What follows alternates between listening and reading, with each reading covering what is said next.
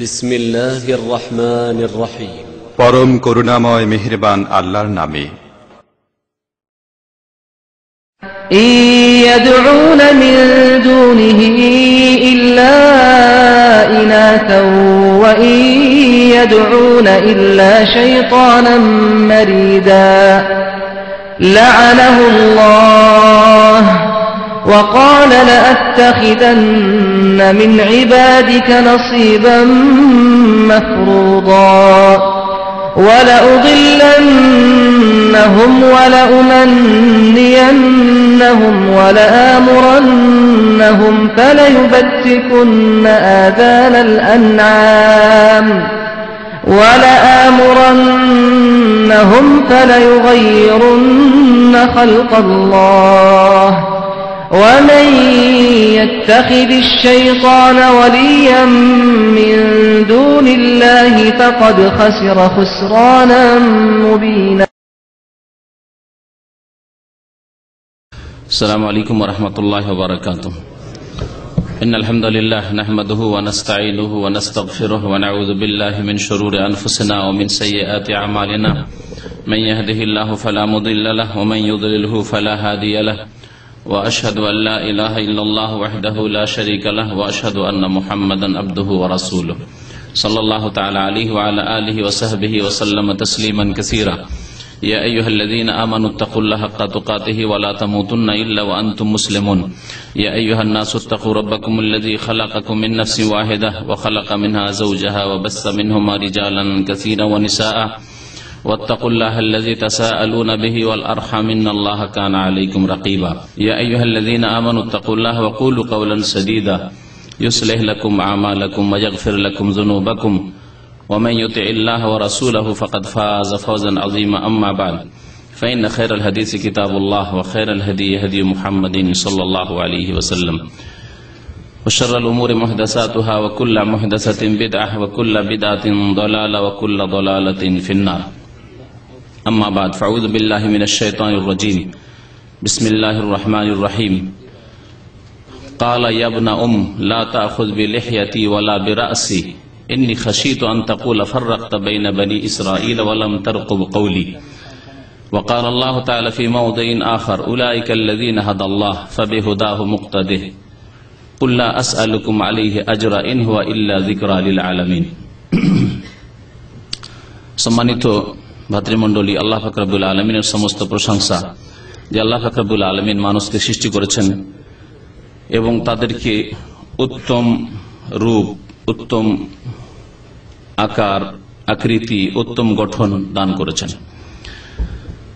সালাত এবং সালাম নাযিল হোক নবী মুহাম্মদ রাসূলুল্লাহ সাল্লাল্লাহু আলাইহি ওয়াসাল্লামের প্রতি, যাকে আল্লাহ পাক রব্বুল আলামিন তার শারীরিক গঠনের দিক থেকে এবং চারিত্রিক বৈশিষ্ট্যের দিক থেকে অত্যন্ত সুন্দর করে সৃষ্টি করেছেন এবং আল্লাহ পাক রব্বুল আলামিন তার চরিত্রের যেমন সার্টিফিকেট দিয়েছেন তেমনি তার রূপ চেহারার দিক থেকেও যে আল্লাহ পাক রব্বুল আলামিন যা দান করেছেন এবং যে মোবারক চেহারা নবী করিম সাল্লাল্লাহু আলাইহি ওয়াসাল্লামের ছিল, সেই মোবারক চেহারা আমাদের অনুকরণীয়, অনুসরণীয়। আমার উদ্দেশ্য হচ্ছে নবী করিম সাল্লাল্লাহু আলাইহি ওয়াসাল্লামের মোবারক দাড়ি। দাড়ি পুরুষদের জন্য জিনত, অলংকার, যেমন নারীদের জন্য চুল হচ্ছে জিনত, অলংকার। আজকের বিষয়বস্তু হচ্ছে দাড়ি। এই দাড়ি সম্পর্কে কোরআন কারীমের কিছু আয়াত এবং রাসূলুল্লাহ সাল্লাল্লাহু আলাইহি ওয়াসাল্লামের হাদিস পেশ করার চেষ্টা করব, যে ওয়াদা আপনাদের সাথে বেশ কিছুদিন থেকে করা আছে যে খুব শীঘ্রই দাড়ি সম্পর্কে আলোচনা করব। দাড়ি সম্পর্কে আয়াত এবং হাদিস পেশ করার পরে দাড়ির উপকারিতা আপনাদের সামনে পেশ করব। দাড়ি রাখলে লাভ কি, ইহকাল পরকালের লাভ কি, দাড়ি না রাখলে ক্ষতি কি, এই বিষয়গুলি নিয়ে এই অল্প সময়ের মধ্যে আলোচনা আমার পেশ করার চেষ্টা করব। আল্লাহ পাক রব্বুল আলামিন যেন আমাদেরকে হক কথা, সত্য কথা, ভালো কথা বলার তৌফিক দান করেন এবং ভালো কথার অনুসরণ করার তৌফিক দান করেন। আল্লাহ পাক তাদেরকে জ্ঞানী বলে আখ্যায়িত করেছেন যারা ভালো কথা শোনে এবং তার প্রতি আমল করে।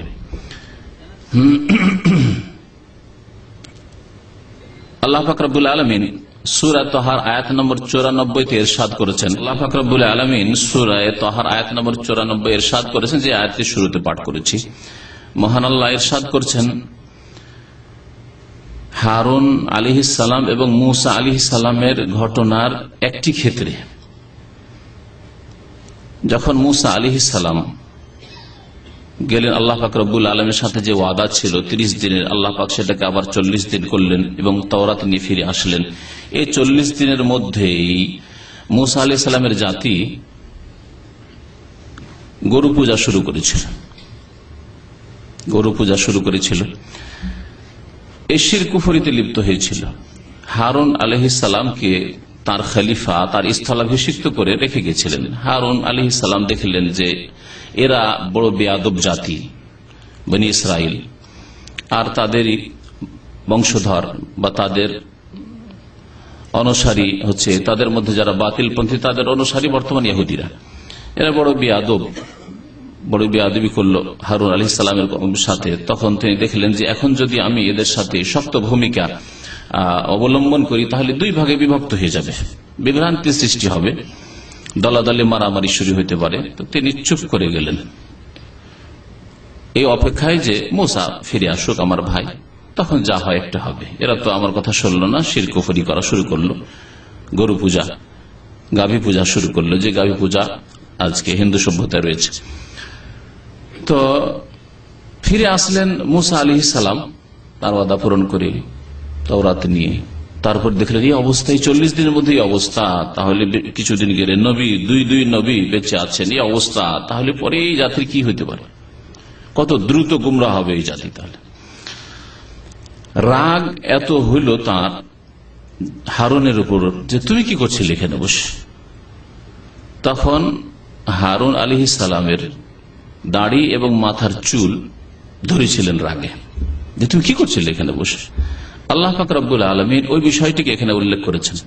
হারুন আলাইহিস সালাম তখন মূসা আলাইহিস সালামকে বললেন, কালা ইয়াবনা উম্মা, হে আমার মায়ের সন্তান, ইয়াবনা উম্মা, হে আমার মায়ের সন্তান। মায়ের সন্তান কেন বললেন, তার সাথে সাথে তাফসীর রাসূলের দুটি কথা বলা হয়েছে তাফসীরে। একটি হচ্ছে যে যদি আপনার আপন ভাই হয়, আপন ভাই মায়েরও সন্তান বাপেরও সন্তান, তাই না, মায়েরও সন্তান আর বাবারও সন্তান, যে আপন ভাই। পক্ষান্তরে যে সৎ ভাই সে হচ্ছে বাপের সন্তান কিন্তু মায়ের সন্তান নয়, তাই না, যে বৈমাত্রীয় ভাই বা বৈপিত্রীয় ভাই আলাদা আলাদা, তাই না, মা এক বাপ দুই, অথবা বাপ এক মা দুই। তো হে মায়ের ছেলে বা হে মায়ের সন্তান বলে সম্বোধন করলেন হারুন আলাইহিস সালাম কাকে, মূসা আলাইহিস সালামকে। কেন? এই জন্য যে মায়ের কথা বললে মানুষের অনুভূতিতে বেশি আঘাত দেওয়া যেতে পারে। হ্যাঁ, কেউ বলে না যে তুমি আমার বাপের ছেলে, কিন্তু বলে এক মায়ের পেটের আমরা, আর তুমি এরকম ব্যবহার করছো, বলেন না। নিজের ভাই যদি খারাপ ব্যবহার করে, মায়ের পেটে, এক মায়ের পেটের হয়ে তোমার এই আচার আচরণ আমার সাথে, তো শুধু মায়ের পেটে না, তো একই বাপের তো। তারপরে বলছেন, তো এই উদ্দেশ্যে বলা হয়েছে এখানে, হে মায়ের সন্তান, এক মায়ের পেটে তুমি এরকম আমাকে করছো, আমি কি ত্রুটি করেছি? আমি চেষ্টা করেছি কিন্তু পারিনি তো এদেরকে। আমার দাড়ি ধরিও না আর আমার মাথার চুলও ধরিও না। এই আয়াত এই জন্য পেশ করলাম যে আল্লাহ পাক রব্বুল আলামিন কোরআনে কারিমে দাড়ির কথা উল্লেখ করেছেন। এই আয়াত দিয়ে জানলেন যে আল্লাহ পাক দাড়ির কথা কোরআনে কারিমে উল্লেখ করেছেন। তারপরে দাড়ি আল্লাহ পাকের নবী হারুন আলাইহিস সালামের ছিল, এ কথা প্রমাণ হলো আয়াত দিয়ে, তাই না, এ কথা প্রমাণ হইল।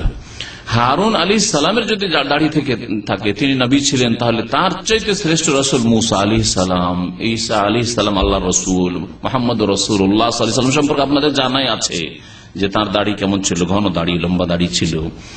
আর সমস্ত আম্বিয়া রাসূলগণের দাড়ি ছিল, নূহ আলাইহিস সালাম, ইব্রাহিম আলাইহিস সালাম, যত আম্বিয়া রাসূলগণ এসেছেন সকলের দাড়ি ছিল। দুনিয়ার মধ্যে সবচাইতে শ্রেষ্ঠ মানুষ কারা? আম্বিয়া এবং রাসূলগণ, তাদের দাড়ি ছিল। এই আয়াত দ্বারা জানলাম তাদের দাড়ি ছিল। তাহলে সবচেয়ে শ্রেষ্ঠ মানুষ আম্বিয়া রাসূলগণ, তারা বিনা দাড়ির কেউ ছিলেন না। তারপরে আম্বিয়া রাসূলগণ পরে যদি স্তর হয়, তাহলে আইম্মাই কেরাম, ওলামায়ে কেরাম যারা আল্লাহর রাস্তায় শহীদ হয়েছেন তাদের নাম দু চারটা উল্লেখ করেন। ইমাম আবু হানিফা রহমতুল্লাহ আলী, ইমাম শাফি রহমতুল্লাহ আলী, ইমাম মালিক রহমতুল্লাহ আলী, ইমাম ইমাম আহমদ বিন হাম্বল রহমতুল্লাহ আলী, ইমাম বুখারী, মুহাদ্দিসিন কিরাম যত, মুসলিম, আবু দাউদ, তিরমিজি, নাসাই, ইবনে মাজাহ, ইমাম ইবনে তাইমিয়া, যত আইম্মায়ে কিরাম এসেছেন, এমন কোন ইমাম পাবেন যাদের দাড়ি ছিল না? আছে? কখনো পাবেন না আপনি। 2 নম্বরে, তার আগে বলার দরকার, আইম্মা কেরামের আগে মান মর্যাদা হচ্ছে সাহাবাই কেরামদের কথা বলার প্রয়োজন ছিল, কিন্তু আমি চলে এসেছি সরাসরি নবী রাসূলগণের পর আইম্মা কেরাম। কিন্তু এখানে 2 নম্বরে আবার বলছি যে সাহাবাই কেরাম 1,24,000 বেশি সাহাবাই কেরামের সংখ্যা ছিল। তাদের একজন এমন ছিলেন যে দাড়ি রাখতেন না, অথবা একবারে ছোট করে সাইজ করে এই করে রাখতেন, 1 ইঞ্চি, আধা ইঞ্চি, 2 ইঞ্চি এরকম রাখতেন। এমন কেউ ছিল? অসম্ভব কথা। যদি থাকে তো প্রমাণ করেন। আর না যদি থেকে থাকে, আম্বিয়া রাসূলগণের মধ্যে কেউ বিনা দাড়ি ছিল না, সাহাবাই কেরামদের মধ্যে কেউ ছিল না, তাবেঈনদের মধ্যে কেউ ছিল না, আইম্মায়ে কেরামদের মধ্যে ছিল না, সিদ্দিকিন, শুহাদা, সালেহিন, যাদেরকে আল্লাহ পাক রব্বুল আলামিন সম্মানিত করবেন কোরআনে নিয়ে বলেছেন, যারা অনুসরণীয়, অনুকরণীয়, যাদের ইত্তিবা, অনুসরণ করা উচিত, যারা আদর্শ মানুষ নবী রাসূলগণের পরে, তাদের একজনও পাবেন না যে দাড়ি ছিল না।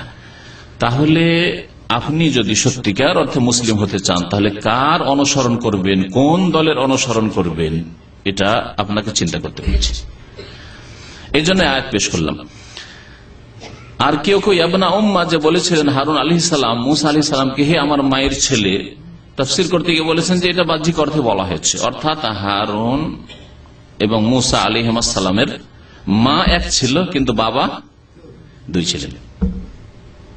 ঠিক আছে না? হে আমার মায়ের ছেলে, মানে এক মায়ের পেটের আমরা, যদিও বাবা 2, তাহলে বাবা 2 থাকলে বৈপিত্রীয় ভাই, তাই না? বৈপিত্রীয় ভাই। লা তাখুয বিলিহিয়াতি ওয়ালা বিরাসি ইন্নী খাশিতু আন তাকুলা ফাররাকতা বাইনা বানি ইসরাঈল। আমি খুব শক্ত ভূমিকা নিয়ে চেষ্টা করেছি, এই জন্য করিনি যে আমি ভয় করছিলাম, আশঙ্কা করছিলাম যে তুমি এসে বলবে যে বনি ইসরায়েলদের মধ্যে তুমি বিভ্রাট কেন সৃষ্টি করেছো, বিচ্ছিন্নতা কেন সৃষ্টি করেছো, দলে দলে ভাগ করে দিয়েছো, মারামারি কাটাকাটি কেন শুরু করিয়ে দিয়েছো। মানে এক দল গরু পূজা ছাড়বে না, আর এক দল কিছু লোক হবে যার হক পথে ফিরে আসবে, আমি তাদেরকে নিয়ে অল্প সংখ্যক নিয়ে আলাদা যদি হয়ে যেতাম তাহলে এই প্রশ্ন হয়তো করতে, এই ভয়ে আমি এদেরকে আর বেশি কিছু বলিনি। ওয়ালাম তারকুব কওলি, হয়তো তুমি বলতে এসে একটু অপেক্ষাই করতে, কদিনের ব্যাপার ছিল, 30-40 দিনের ব্যাপার ছিল, আমার অপেক্ষা করতে। ওয়ালাম তারকুব কওলি, আমার কথা, আমার কি বক্তব্য, তার একটু ইন্তজার করতে, অপেক্ষা করতে, তা কেন করনি? সেই জন্য আমি সূরা তাহা আর এই আয়াত, আল্লাহ পাক রব্বুল সূরা আনআমের আয়াত নম্বর 90 ইরশাদ করেছেন যে অনুসরণ কার করতে হবে, কোন শ্রেণীর মানুষের করতে হবে। সূরা আনআমের এই আয়াতের আগে কয়েকটি আয়াতে 18 জন নবী রাসূলগণের কথা আল্লাহ পাক উল্লেখ করেছেন। ওয়াতিলকা হুজ্জাতুনা আতাইনাহা ইব্রাহিম আলা কওমিহি নারফাউ দারাজাতিম মান নাশা ইন্না রাব্বাকা আলিমুল হাকিম। তারপরে এক এক করে আল্লাহ পাক রব্বুল 18 জন নবীর কথা, কোরআন কারীমে মোট কতজন নবীর কথা উল্লেখিত হয়েছে? 25 জন নবীর কথা, তার মধ্যে 18 জন নবীর কথা এই কয়েকটি আয়াতে উল্লেখ করা হয়েছে। তারপরে আল্লাহ পাক বলছেন উলাইকাল্লাযীনা হাদাল্লাহ, এদেরকে আল্লাহ পাক হিদায়াত দান করেছেন। সার্টিফিকেট আমার আছে, সার্টিফিকেট আপনার আছে? যদি বাহ্যিক দৃশ্যে দেখেন যে আপাতত এখন তো দেখছি আমরা, কিন্তু আল্লাহর পক্ষ থেকে সার্টিফিকেট নেই। হ্যাঁ, তারপরে আপনার নজরও যদি ধরি এখন আছে, কিন্তু আগামীতে নাও থাকতে পারে, কারো জন্য সারা জীবন নাও থাকতে পারে, মওতের আগে বিভ্রান্তির শিকার হইতে পারে। কেউ শিরকের শিকার, কেউ বিদআতের শিকার হচ্ছে, কেউ বেদিনের শিকার হচ্ছে, কেউ নাস্তিকতার শিকার হচ্ছে, কেউ বেনামাজির শিকার হচ্ছে। নামাজ পড়তে পড়তে বেনামাজি হয়ে গেল, ভালো থাকতে থাকতে খারাপ হয়ে গেল, চরিত্রবান থাকতে থাকতে চরিত্রহীন হয়ে গেল। এইরকম মানুষ দেখেছি যে 40 বছর পর্যন্ত জেনায় লিপ্ত হয়নি, 40-50 বছর পরে এই বয়সে জেনায় লিপ্ত। সুবহানাল্লাহ, আশ্চর্য হয়ে যাবে। তাহলে আমাদের হিদায়াতের কোন নিশ্চয়তা নেই। এই জন্য নবী করিম সাল্লাল্লাহু আলাইহি ওয়াসাল্লাম বেশি বেশি এই দোয়া করতেন এবং দোয়া করতে বলেছেন। আল্লাহ মুসাররিফাল কুলুব, হে আল্লাহ অন্তরের পরিবর্তনকারী, সাররিফ কলবি আলা তাআতিক, আমার অন্তরকে তোমার আনুগত্যের দিকে ফিরিয়ে দাও। ইয়া মুকাল্লিবাল কুলুব, হে অন্তরের আবর্তন বিবর্তনকারী, সাব্বিত কলবি আলা দীনিক, আমার অন্তরকে তোমার দ্বীনের উপর প্রতিষ্ঠিত রাখো, অটল রাখো। বেশি বেশি করবেন। আল্লাহ পাক তার আগে কোরআনে কারিমে শিখিয়েছে, রব্বানা লা তুজিগ কুলুবানা বা'দা ইয হাদাইতানা, আল্লাহ আমাদের অন্তরকে বাঁকা করে দিও না, বা'দা ইয হাদাইতানা, আমাদের হিদায়াতের পরে, ভালো হওয়ার পরে, নামাজি হওয়ার পরে, মুওয়াহিদ তাওহীদের অনুসারী হওয়ার পরে, সুন্নত ভক্ত হওয়ার পরে বিদাতি বানিয়ে দিও না, মুশরিকদের পৃষ্ঠপোষক বানিয়ে দিও না। ইসলামিক জলসার ওয়াইজ একজন বক্তা ছিল আর কোরআন সুন্নাহর বক্তা ছিল। হঠাৎ করে আল্লাহ কিভাবে গোমরাহ করলো, এক লোক সে নির্জনতা অবলম্বন করলো, বললো যে আমি স্বপ্নে অনেক কিছু জানতে পারি। এমন নির্জনতা অবলম্বন করলো যে মসজিদে যাওয়া বাদ দিল, নামাজে যাওয়া, জুমায় যাওয়া বাদ দিল। বলেন মুসলিম থাকবে? নামাজেও যায় না, না জামাতে যায়, না জুমায় যায়। আহলে সুন্নাত ওয়াল জামাতের আকীদা, যেই ব্যক্তি জামাতেও যায় না, জুমাতে যায় না, সে মুসলিম না। ওকে মসজিদে দেখা যায় না। অথচ ইসলামিক জলসার বক্তা ছিল কোন এককালে, জানি না ইদানি মরেছে কিনা, আজকে থেকে 30-40 বছর আগের ঘটনা, গোমরাহ হওয়ার। তার আগে সে ইসলামিক স্টেজের বক্তা ছিল। এমনও ব্যক্তি আছে পৃথিবীতে। তো আল্লাহ পাক রব্বুল আলামিন বলছেন, উলাইকাল্লাযীনা হাদাল্লাহ, এই সব আম্বিয়া রাসূলগণ যাদের কথা উল্লেখ করলাম 18 জন নবী, হাদাল্লাহ, এদেরকে আল্লাহ পাক হিদায়াত দান করেছেন, সার্টিফিকেট দিয়েছেন হিদায়াত প্রাপ্ত। ফাবিহুদাহু মুক্তাদিহ, আল্লাহ বলছেন তাদের হিদায়াতের, তাদের আদর্শের ইক্তাদিহ, হে নবী তুমি অনুসরণ করো। আল্লাহ পাক নবীকে বলছেন, হে নবী তুমি অনুসরণ করো। নবী করিম সাল্লাল্লাহু আলাইহি ওয়াসাল্লাম এক বচন, যেহেতু ইক্তাদিহ বলা হয়েছে, তুমি অনুসরণ করো। প্রথম সম্বোধন প্রত্যক্ষভাবে সরাসরি বলা হয়েছে নবী করিম সাল্লাল্লাহু আলাইহি সাল্লামকে, আর পরোক্ষভাবে আমাদেরকে বলা হয়েছে এই নবীগণের অনুসরণ করো। নবীরা দাড়িওয়ালা ছিলেন না দাড়িবিহীন ছিলেন? দাড়ি রাখতেন না দাড়ি কাটতেন? মুন্ডন করতেন? কখনো করতেন না। আল্লাহ পাকেরই আদেশ। তাহলে আরেকটি আয়াত পেশ করবো সূরায়, বা কয়েকটি আয়াত রয়েছে সূরা নিসার, আয়াত নম্বর 117 থেকে 119, 17, 18, 19 তিনটি আয়াত। এই আয়াতগুলিতে আল্লাহ পাক রব্বুল আলামিন বলেছেন শয়তানের কথা, যে শয়তান যখন বিতাড়িত হয়ে গেল, আল্লাহর আদেশকে অমান্য করলো, বিতাড়িত হল আল্লাহর রহমত থেকে, তখন সে আল্লাহর কাছে কিছু ছাড় চেয়েছিল। এসব কথা জানেন তাই না? কিয়ামত পর্যন্ত আমাকে ছাড় দাও, আমাকে ক্ষমতা দাও ইত্যাদি। আল্লাহ পাক রব্বুল আলামিন এই শয়তান সম্পর্কে বলছেন যে মুশরিকদের সম্পর্কে আল্লাহ পাক বলছেন যে তারা কাকে ডাকে, কার পূজা করে, কাকে আহ্বান করে? বিতাড়িত শয়তান, বিতাড়িত শয়তানের পূজা করে তারা, বিতাড়িত শয়তানকে আহ্বান করে। সুতরাং আল্লাহ ছাড়া অন্যের যারা পূজা করে তারা শয়তানের পূজা করে, মনে রাখবেন, তা শয়তানের পূজা করে। আল্লাহ ছাড়া অন্যকে যদি সেজদা করে তাহলে শয়তানকে সেজদা করে। যদিও মনে করে আল্লাহর ওলিকে সেজদা করছি, কিন্তু আল্লাহর ওলি তো সেজদা চাননি। আল্লাহর ওলি তো আল্লাহ পাকের বান্দা ছিলেন। যদি আল্লাহ সত্যিকার ওলি হয়ে থাকে, তাহলে মধ্যখানে পথভ্রষ্ট কে করেছে? শয়তানে করেছে। সেজন্য সেজদা কাকে করলো? দোয়া কার কাছে করে? শয়তানের কাছে করে। এই জন্য এর আগে কয়েক সপ্তাহ আগেই হয়তো আপনাদের মনে আছে, বলেছি ইব্রাহিম আলাইহিস সালাম যখন বাবাকে সম্বোধন করে বলেছিলেন, অথচ বাবা কি ছিল? মূর্তি পূজক ছিল, মূর্তি পূজা করতো। কিন্তু তিনি একথা বলেননি যে তুমি মূর্তি পূজা করিও না। ওই আয়াতে ইয়া আবাতে লা তা'বুদিশ শাইতান, হে সম্মানিত আব্বা শয়তানের পূজা করিয়েন না। বাবা তো বলতো আমি শয়তানের কোথায় পূজা করি, আমি তো মূর্তি পূজা করি, প্রতিমা পূজা করি, শয়তানের কোথায় পূজা করি? আল্লাহ কোরআনে উল্লেখ করেছেন ইব্রাহিম আলাইহিস সালামের কথা।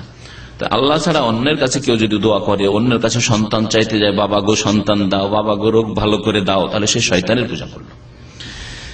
আল্লাহ পাক বলছেন যে যারা মুশরিক বহুত্ববাদী তারা বিতাড়িত শয়তানকে ডাকে, শয়তানকে আহ্বান করে। লানাহুল্লাহ, আল্লাহ বলছেন শয়তানের উপর আল্লাহ পাকের অভিশাপ, লানত রয়েছে। কোরআনের এই আয়াত তিলাওয়াত হতে থাকবে কিয়ামত পর্যন্ত। আল্লাহ পাকের লানত রয়েছে, রহমত থেকে বঞ্চিত হওয়ার ঘোষণা আল্লাহ পাকের। ওয়াকালা, এবং এই শয়তান বলেছিল লাআত্তাখিযান্না মিন ইবাদিকা নসীবাম মাফরুদা, হে আল্লাহ তোমার বান্দা থেকে একটা নির্ধারিত পরিমাণ আমি অবশ্যই গ্রহণ করব, হাসিল করব। তোমার বান্দাদের থেকে, মানব জাতি থেকে একটা নির্ধারিত পরিমাণ নিয়ে আমি জাহান্নামে যাব, একা যাব না, আমি এক দলকে নিয়ে জাহান্নামে যাব। আর কি বলেছিল, ওয়ালা উদিল্লান্নাহুম, অবশ্যই অবশ্যই তাদেরকে পথভ্রষ্ট করব, ওয়ালা উমান্নিয়ান্নাহুম, অবশ্যই অবশ্যই তাদেরকে প্রলোভন দেব, ওয়ালা আমুরান্নাহুম, এবং তাদেরকে আমি কুমন্ত্রণা দেব, আদেশ করব। শয়তানের আদেশ কি? ওয়াসওয়াসা, কুমন্ত্রণা দেওয়া। আল্লাহ আদেশের কথা বলেছেন যে শয়তান আল্লাহর কাছে ছাড়ে চলে, আমি তাদেরকে যেন আদেশ দিতে পারি। তো কোন আদেশ? শয়তান সামনে এসে কোনদিন কাউকে আদেশ করেছে নামাজ পড়িও না? মানুষ শয়তান করতে পারে, জিন শয়তানি কাজ করে না। জিন শয়তান, যে শয়তান আল্লাহ পাকের আদেশ অমান্য করেছিল আর আদম আলাইহিস সালামকে সিজদা করেনি, যে ওই বৃদ্ধ শয়তান যে মালাউন হয়েছে, সেই শয়তান সামনে এসে করেন না। এই জন্য আল্লাহ পাক মিন শাররিল ওয়াসওয়াস আল খান্নাস। আল খান্নাস মানে আত্মগোপনকারী, সবসময় আত্মগোপন করে থাকে, সামনে আসা না করে দিন। মানুষ শয়তান ওর চাইতে বেশি সাহসী, সামনে এসে বলে চল ফিল্ম দেখতে, চল অমুক জায়গায় জেনার আড্ডা রয়েছে, সুযোগ সুবিধা রয়েছে, চল অমুক জায়গাতে এই কাজ রয়েছে, চল ডাকাতি করতে, চল চুরি করতে। যাবি কোথায়? আরে থাক, খেলা দেখ, কি নামাজ পড়তে যাবে? নামাজ পড়ে কে কি পেয়েছে? এই ধরনের কুফরি কথা মানুষ শয়তান বলে, কিন্তু জিন শয়তান সামনে এসে বলে না। তাহলে ওয়ালা আমরান্নাহুম মানে কুমন্ত্রণা দিয়ে আদেশ করবে। মনে শয়তানি কথার উদ্রেক হচ্ছে, মনে খারাপ কথা জাগছে, এগুলি হচ্ছে শয়তানের আদেশ। ওয়ালা আমরান্নাহুম, যে ছাড় আল্লাহর পক্ষ থেকে শয়তান নিয়েছে। কিসের আদেশ দেব, কিসের ওয়াসওয়াসা দেব? ফালা ইউবাত্তিকুন্না আযানাল আনআম, তারা গৃহপালিত পশু, চতুষ্পদ জন্তুর কান ছেদন করবে। কান ছেদন করা, মানুষের কান, এই অলঙ্কারের জন্য মেয়েদের নয়, এমনি ছেদন করা, যাতে বিভিন্ন কারণে দেবী দেবতার জন্য, বাকি গরু ছাগলের ছেদন করে, বকরি ছেদন করে, এসব ছেদন করা, এটা হচ্ছে শয়তানের ওয়াসওয়াসা, যা মুশরিকরা করে থাকে। ওয়ালা আমরান্নাহুম, এবং অবশ্যই অবশ্যই তাদেরকে কুমন্ত্রণা দেব, আদেশ দেব। ফালা ইউগাইয়িরুন্না খালকাল্লাহ, আল্লাহ পাকের সৃষ্টিতে তারা বিকৃতি ঘটাবে। অবশ্যই অবশ্যই তাদেরকে আদেশ দেব, কি করবে তারা? ফালা ইউগাইয়িরুন্না, সুতরাং অবশ্যই অবশ্যই তারা বিকৃতি ঘটাবে, পরিবর্তন ঘটাবে, খালকাল, আল্লাহ পাকের সৃষ্টিতে। আল্লাহ পাক মানুষকে, এখন আসেন এই দাড়ির ক্ষেত্রে, আয়াত দলিল যে দাড়ি মুন্ডন করা হারাম। আল্লাহ পাক মানুষকে যেই রূপ চেহারায় চেয়েছেন সেইভাবে থাকতে বলেছেন, আর তা কোরআনে কারীমে আছে, আর বাকি অংশটুকু রাসূলুল্লাহ সাল্লাল্লাহু আলাইহি ওয়াসাল্লামের হাদিসে আছে। আল্লাহ পাক যে সুন্দর চেহারায় পুরুষদেরকে চান, সেই সুন্দর চেহারা হচ্ছে দাড়ি, এই চেহারায় চেয়েছেন। আল্লাহ পাক নারীদেরকে যেমন চুলের সাথে চান, এই জন্য নবী করিম সাল্লাল্লাহু আলাইহি ওয়াসাল্লামের হাদিসে রয়েছে যে নাহা রাসূলুল্লাহ আন তাহলিকাল মারআতু রাসাহা, রাসূলুল্লাহ সাল্লাল্লাহু আলাইহি ওয়াসাল্লাম নিষেধ করেছেন কোন মহিলা যাতে মাথা মুন্ডন না করে। মাথা মুন্ডন করা নিষেধ। আপনি হজ উমরায় গেলে মাথা মুন্ডন করা আপনার নেকি 3 গুণ দোয়া পাবেন মাথার চুল ছোট করার তুলনায়, কিন্তু মহিলা যদি হজ উমরা করে মাথা মুন্ডন করে তা হারাম কাজ করবে। কারণ আল্লাহ পাক মহিলাদের মাথা মুন্ডনের রূপ পছন্দ করেন না, এটা শয়তানের বিকৃতি ঘটানো। ঠিকই তেমনি মুখে দাড়ি রয়েছে, এই দাড়ি আল্লাহ পাক রব্বুল আলামিন পছন্দ করেন এই চেহারা বান্দার। সুতরাং দাড়ি মুন্ডন এ হচ্ছে শয়তানের কুমন্ত্রণা। ওয়ালা আমুরান্নাহুম, আর তাদেরকে আমি অবশ্যই অবশ্যই কুমন্ত্রণা দেব, আদেশ করব। ফালা ইউগাইয়িরুন্না খালকাল্লাহ, আল্লাহ পাকের সৃষ্টিতে তারা বিকৃতি ঘটাবে। ওয়া ইয়াত্তাখিযিশ শায়তানা ওয়ালিয়্যাম মিন দুনিল্লাহ, আল্লাহকে বাদ দিয়ে কেউ যদি শয়তানকে পৃষ্ঠপোষক বানিয়ে নেয়, শয়তানের আদেশ মোতাবেক চলে, শয়তানের কুমন্ত্রণায় পড়ে, ফাকাদ খাসিরা খুসরানাম মুবিনা, তাহলে সে বড়ই ক্ষতিগ্রস্ত হবে। আল্লাহ বলেছেন সে তাহলে কি হবে? বড়ই ক্ষতিগ্রস্ত হবে। এই আয়াতগুলো শোনানোর পর এখন আসি হাদিসে, যে নবী করিম সাল্লাল্লাহু আলাইহি ওয়াসাল্লামের কথা হচ্ছে হাদিস, তাই না? নবী করিম সাল্লাল্লাহু আলাইহি ওয়াসাল্লামের কর্ম হচ্ছে হাদিস, নবী করিম সাল্লাল্লাহু আলাইহি ওয়াসাল্লামের অনুমোদন স্বীকৃতি হচ্ছে হাদিস। এগুলি দিয়ে প্রমাণ করব। তারপরে সাহাবায়ে কেরামের আমল, সাহাবায়ে কেরামের উক্তি, এগুলি হচ্ছে হাদিস, মওকুফ হাদিস। এগুলি কিছু পেশ করব এই দাড়ি সম্পর্কে। মনে রাখবেন যে দাড়ি মুন্ডন করা হারাম, দাড়ি মুন্ডন করা হারাম। আর এতে ফুকাহায়ে কেরাম, আইম্মায়ে কেরাম, উলামায়ে কেরামদের ইজমা রয়েছে, ঐক্যমত রয়েছে। ইজমা এই ক্ষেত্রে একটি দলিল, কিন্তু কোরআনে কারীম, তারপর রাসূলুল্লাহ সাল্লাল্লাহু আলাইহি ওয়াসাল্লাম হাদিস, আর 3 নম্বরে হচ্ছে ইজমা উম্মতে মুসলিমার উলামায়ে কেরামদের ঐক্যমত। ইজমা একটি তৃতীয় দলিল। 5 ওয়াক্ত নামাজ ফরজ, এর উপর ইজমা আছে না নেই? ইজমা আছে, ঐক্যমত আছে। রমজান মাসের রোজা ফরজ, ইজমা আছে না নেই? আছে। বুঝতে পেরেছেন? কিন্তু বেশ কিছু মাসলা মাসাইল আছে হয়তো ইজমা নিয়ে ইখতিলাফ আছে, তাই না? নামাজের মধ্যে বিভিন্ন মাসলা মাসাইল আছে, নামাজে বুকে হাত বাঁধতে হবে না নিচে হাত বাঁধতে হবে, ইজমা আছে, ইজমা নিয়ে ইখতিলাফ আছে। নামাজে রাফায়েদাইন, তাকবীরে তাহরিমা ছাড়া রাফায়েদাইন গুলি করতে হবে না হবে না, ইখতিলাফ আছে। ইজমার বিপরীত হচ্ছে ইখতিলাফ আছে। কিন্তু দাড়ির ব্যাপারে এমন কোন ইখতিলাফ নেই, রাফায়েদাইনের সুন্নাত নয়। এক শ্রেণীর ভাইরা আরব অনারব দাড়ি সুন্নাত, রাফায়েদাইনের সুন্নাত নয়, আমিন জোরে বলা সুন্নাত নয়, যাতে ইখতিলাফ আছে। জি, আগে হাত রাখবো না আগে হাঁটু রাখবো, এই ইখতিলাফ নয়। জি, সব ইখতিলাফ নয়, বরং ইজমা রয়েছে। প্রথম দলিল পেশ করব নবী করিম সাল্লাল্লাহু আলাইহি ওয়াসাল্লামের বচন। নবী করিম সাল্লাল্লাহু আলাইহি ওয়াসাল্লাম কি বলেছেন দাড়ি সম্পর্কে? আব্দুল্লাহ বিন ওমর রাদিয়াল্লাহু তাআলা আনহুমা থেকে বর্ণিত, আনি নবী সাল্লাল্লাহু আলাইহি ওয়াসাল্লাম কাল, নবী করিম সাল্লাল্লাহু আলাইহি ওয়াসাল্লাম বলেছেন, আহফুশ শাওয়ারিব। শারেবের বহুবচন হচ্ছে শাওয়ারিব। শাওয়ারিব মানে গোঁফ, মোচ। হ্যাঁ, মোচ। আজকালকার আরবরা একে সানাব বলে। হ্যাঁ, সানাব আরেকটি আরবি, কিন্তু কোরআন হাদিসের আরবি হচ্ছে শারেব। আহফুশ শাওয়ারিব, মোচকে বেশি করে কাটবে। নবী সাল্লাল্লাহু আলাইহি ওয়াসাল্লাম মোচ মুন্ডন করে বলেননি, ইহলিকু বলেননি। মুন্ডন করাকে বলা হয় হালাক করা। হা লাম কাফ মানে মুন্ডন করা। নবী করিম সাল্লাল্লাহু আলাইহি ওয়াসাল্লাম যখন উমরা হজকারীদের মাথা মুন্ডনের ক্ষেত্রে দোয়া দিলেন, বলে আল্লাহুম্মা আরহামিল মুহাল্লিকিন, আল্লাহ যারা মাথা মুন্ডনকারী তাদের উপর রহম কর। কি বলেছিলেন? মুহাল্লিকিন, হা লাম কাফ ধাতু থেকে এর উৎপত্তি। আর কাসর মানে ছোট করা, কাসর মানে ছোট করা একটি আরবি। সেই জন্য যখন সাহাবীরা বারবার ইয়া রাসূলুল্লাহ ছোট করা তো জায়েজ আছে, তাহলে ছোট করা, যারা ছোট করে মাথা মুন্ডন করে আসে না হজে গিয়ে উমরা গিয়ে, তাদের জন্য একটা দোয়া দেন। 3 বার করে নবী সাল্লাল্লাহু আলাইহি ওয়াসাল্লাম আল্লাহুম্মা রাহমিল মুহাল্লিকিন, আল্লাহুম্মা রাহমিল মুহাল্লিকিন। আর তারপরে বললেন ওয়াল মুকাসসিরিন, এবং যারা চুল ছোট করবে হজ উমরা গিয়ে তাদের উপর যেন আল্লাহ রহম করে, একবার বললেন। তাহলে হালাক মানে হচ্ছে মুন্ডন করা। মোচের ক্ষেত্রে, গোঁফের ক্ষেত্রে মুন্ডনের কোন হাদিস নেই। এই জন্য আইম্মায়ে কেরামদের নিকটে মোচ মুন্ডন করা অপছন্দনীয়, ঠিক নয়, বরং সেটা আকৃতির বিকৃতি। তবে মোচকে ছোট করতে গিয়ে কতটা ছোট করতে হবে এই ক্ষেত্রে খানিকটা স্বাধীনতা আছে। আপনি একটু বড় করে রেখে, যাতে করে এমন না হয় যে কাফেরদের সাদৃশ্যতা হয়ে যায়, এমন বড় করে রাখেন না যে দাড়ি মোচ সমান, এক শ্রেণীর লোকেরা এমন করিয়েন না, জায়েজ নয় এটা।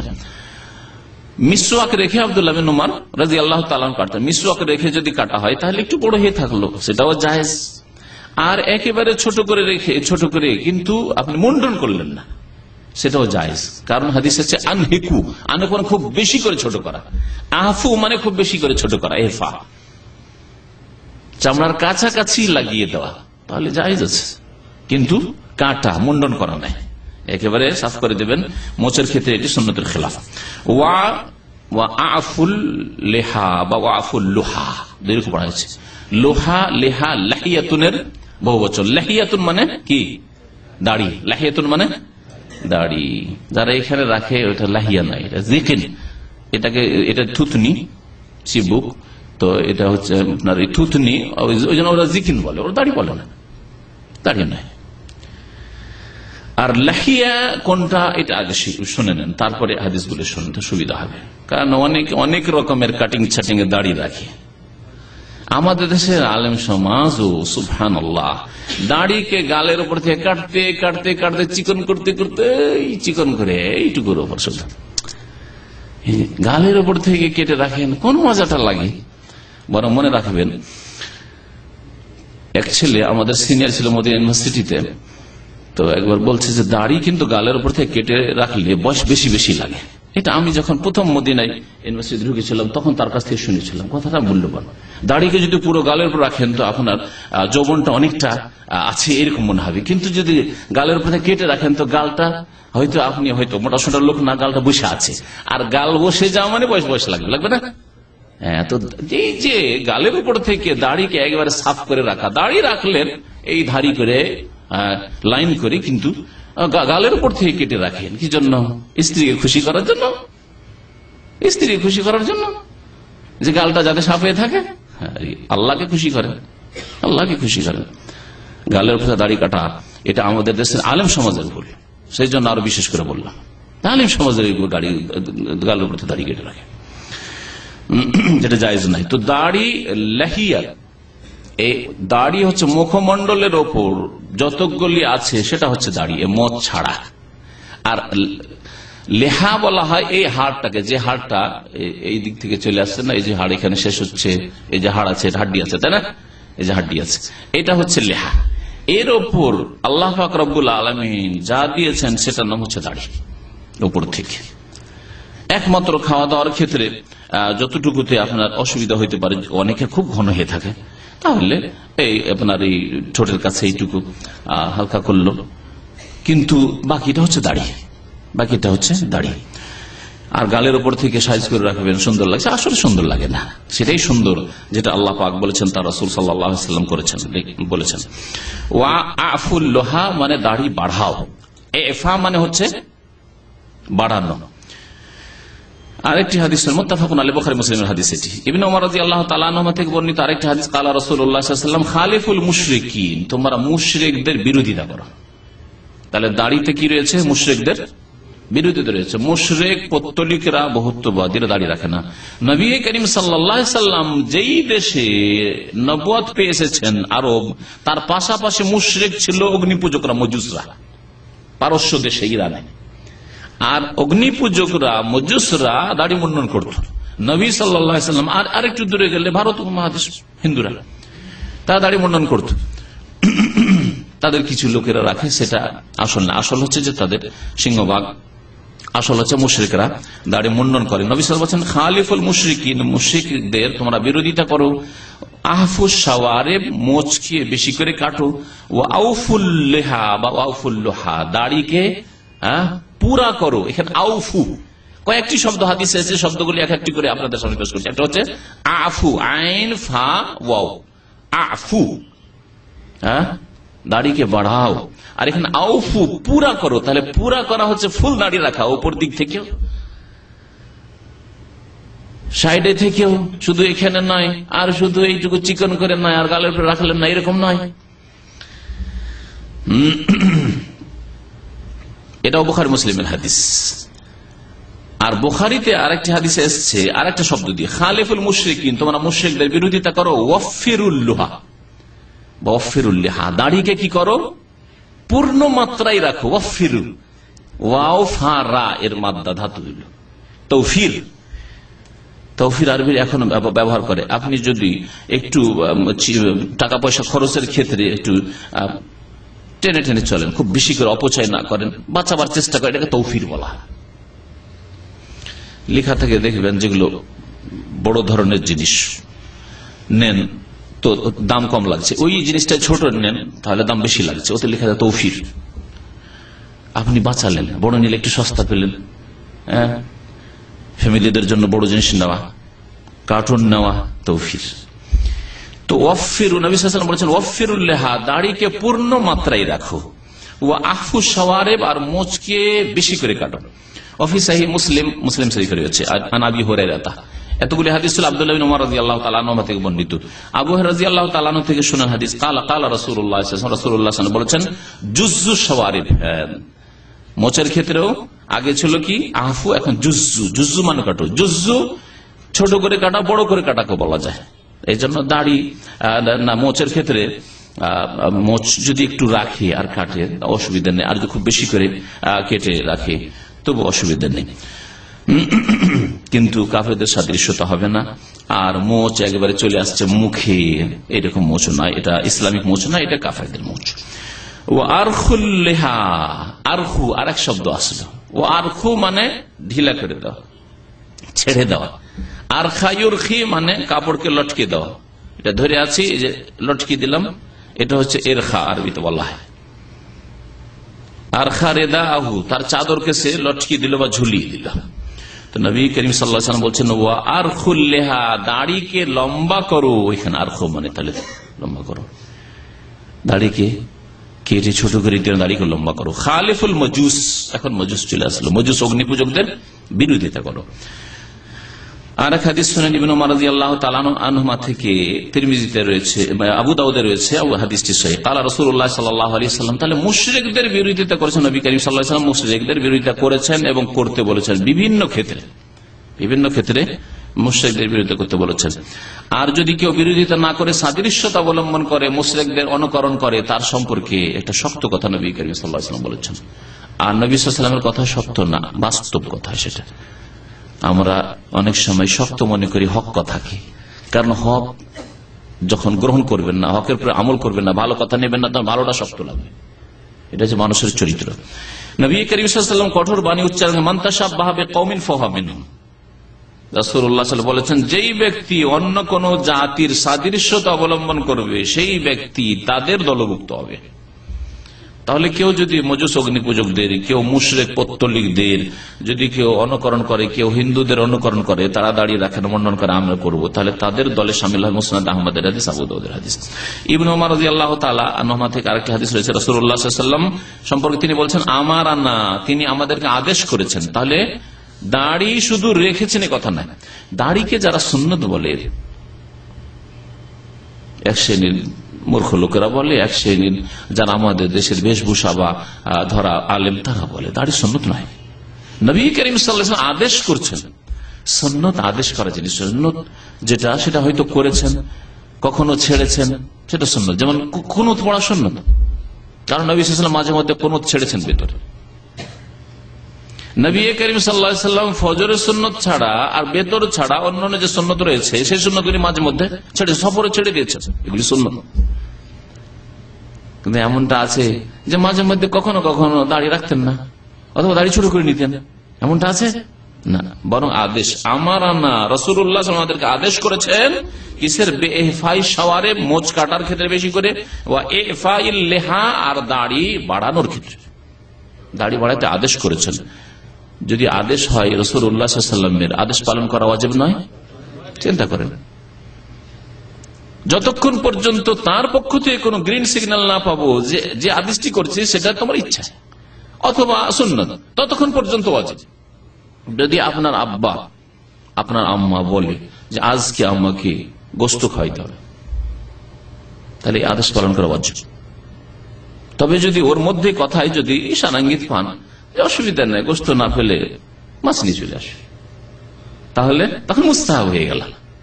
এটা বলে কারিনা, ইশারা, ইঙ্গিত, সিগন্যাল। যে সিগন্যাল পেয়েছে যে না, এটা একেবারে বাধ্যতামূলক না, আজকে গোশত আনতে হবে আমাকে, বাধ্যতামূলক না আজকে অমুক জিনিসটা এনে দিতে হবে, না পাও তো অসুবিধা নেই, অন্য কিছু নিয়ে। এটাকে ফুকাহায়ে কেরামরা বলেছেন আল আমরু লিল উজুব। যদি আদেশ হয় আল্লাহর পক্ষ থেকে বা তার রাসূল সাল্লাল্লাহু আলাইহি ওয়াসাল্লামের পক্ষ থেকে, তাহলে আল আমরু, আদেশ কি করে? ওয়াজিব করে। আর ওয়াজিব মানে অবশ্যই পালনীয়, আর ছেড়ে দিলে গুনাহগার। যদি সে এটা পালন না করে তাহলে গুনাহগার। ইল্লা ইযা কানা হুনাকা সারিফ, তবে যদি ওখানে কোনো গ্রিন সিগন্যাল পাওয়া যায় যে আদেশটা করা হয়েছে সেটা বাধ্যতামূলক বলা হয়নি, তাহলে সেটা আলাদা কথা। কিন্তু যদি এরকম কোন লক্ষণ না পাই, তাহলে সেটা হচ্ছে ওয়াজিব। এইরকম লক্ষণের একটি লক্ষণ হচ্ছে যে আল্লাহ রাসূল সাল্লাল্লাহু আলাইহি ওয়াসাল্লামের সাহাবায়ে কেরামের যদি 2-4-10 জন সাহাবী দাড়ি না রাখতেন, অথবা ছোট ছোট করে রাখতেন মোড়ন দাড়ি, তাহলে বলতেন যে অসুবিধা, সুন্নতি। কারণ সাহাবায়ে কেরামরা তো এটা বেশি বুঝেছেন, তারা তো অনেকে রাখেননি, তাই না? তাহলে বলতে পারতেন না। আইম্মায়ে কেরামরা তারা রাখতেন না, তাই বলতে পারতেন বড় বড় আইম্মায়ে কেরামরা তারা রাখেননি, তাহলে। কিন্তু আজকাল টিভিতে যারা আসছে আর ইসলামিক স্পিচ দিচ্ছে ইংরেজি ভাষায়, অথবা বিশেষ করে মিশর থেকে, ধোঁকা খাবেন না। বড় বড় কারি মিশরের বলবেন যে কারি ইসলাম, কারণ যেই ব্যক্তি সালাফে সালেহিন অনুসরণ করলো না, আম্বিয়া কেরামের অনুসরণ করলো না, সাহাবায়ে কেরামের অনুসরণ করলো না, তাবেঈনদের অনুসরণ করলো না, তাবা তাবেঈন অনুসরণ করলো না, আইম্মায়ে কেরাম আবু হানিফা, শাফি, মালিক, আহমদ রহমাতুল্লাহ আলাইহিম আজমাইন, মুহাদ্দিসিন কেরাম অনুসরণ করলো না, তারা আদর্শ মোটেই নাই। যতই বড় কারি হোক না কেন বিশ্ববিখ্যাত, তারা আদর্শ নাই। কারণ এক শ্রেণীর গুমরাহ লোকেরা সতর্ক থাকবেন, তারা ওইসব দেশ থেকে এইরকম কোন কালে বলেছে যে দাড়িটা আরবদের ট্রেডিশন, এটা কোন ধর্মীয় ব্যাপার নাই। এইভাবে অসংখ্য আল্লাহর বান্দাদেরকে গুমরাহ পথভ্রষ্ট করেছে এই কথাতে, শুধু এই গুমরাহদের, যারা নিজেরা বড় বড় কারি হয়েছে আর ওই আল আজহার পড়েছে, কায়রো পড়েছে, আর তারপরে দাড়ি রাখেনি। আর দাড়িটা আরবদের আদাত ছিল, ট্রেডিশন, অভ্যাস ছিল, এটা ইবাদত নয়, এটা ধর্মীয় বিষয় নয়। এতে অসংখ্য মানুষকে পথভ্রষ্ট করেছে।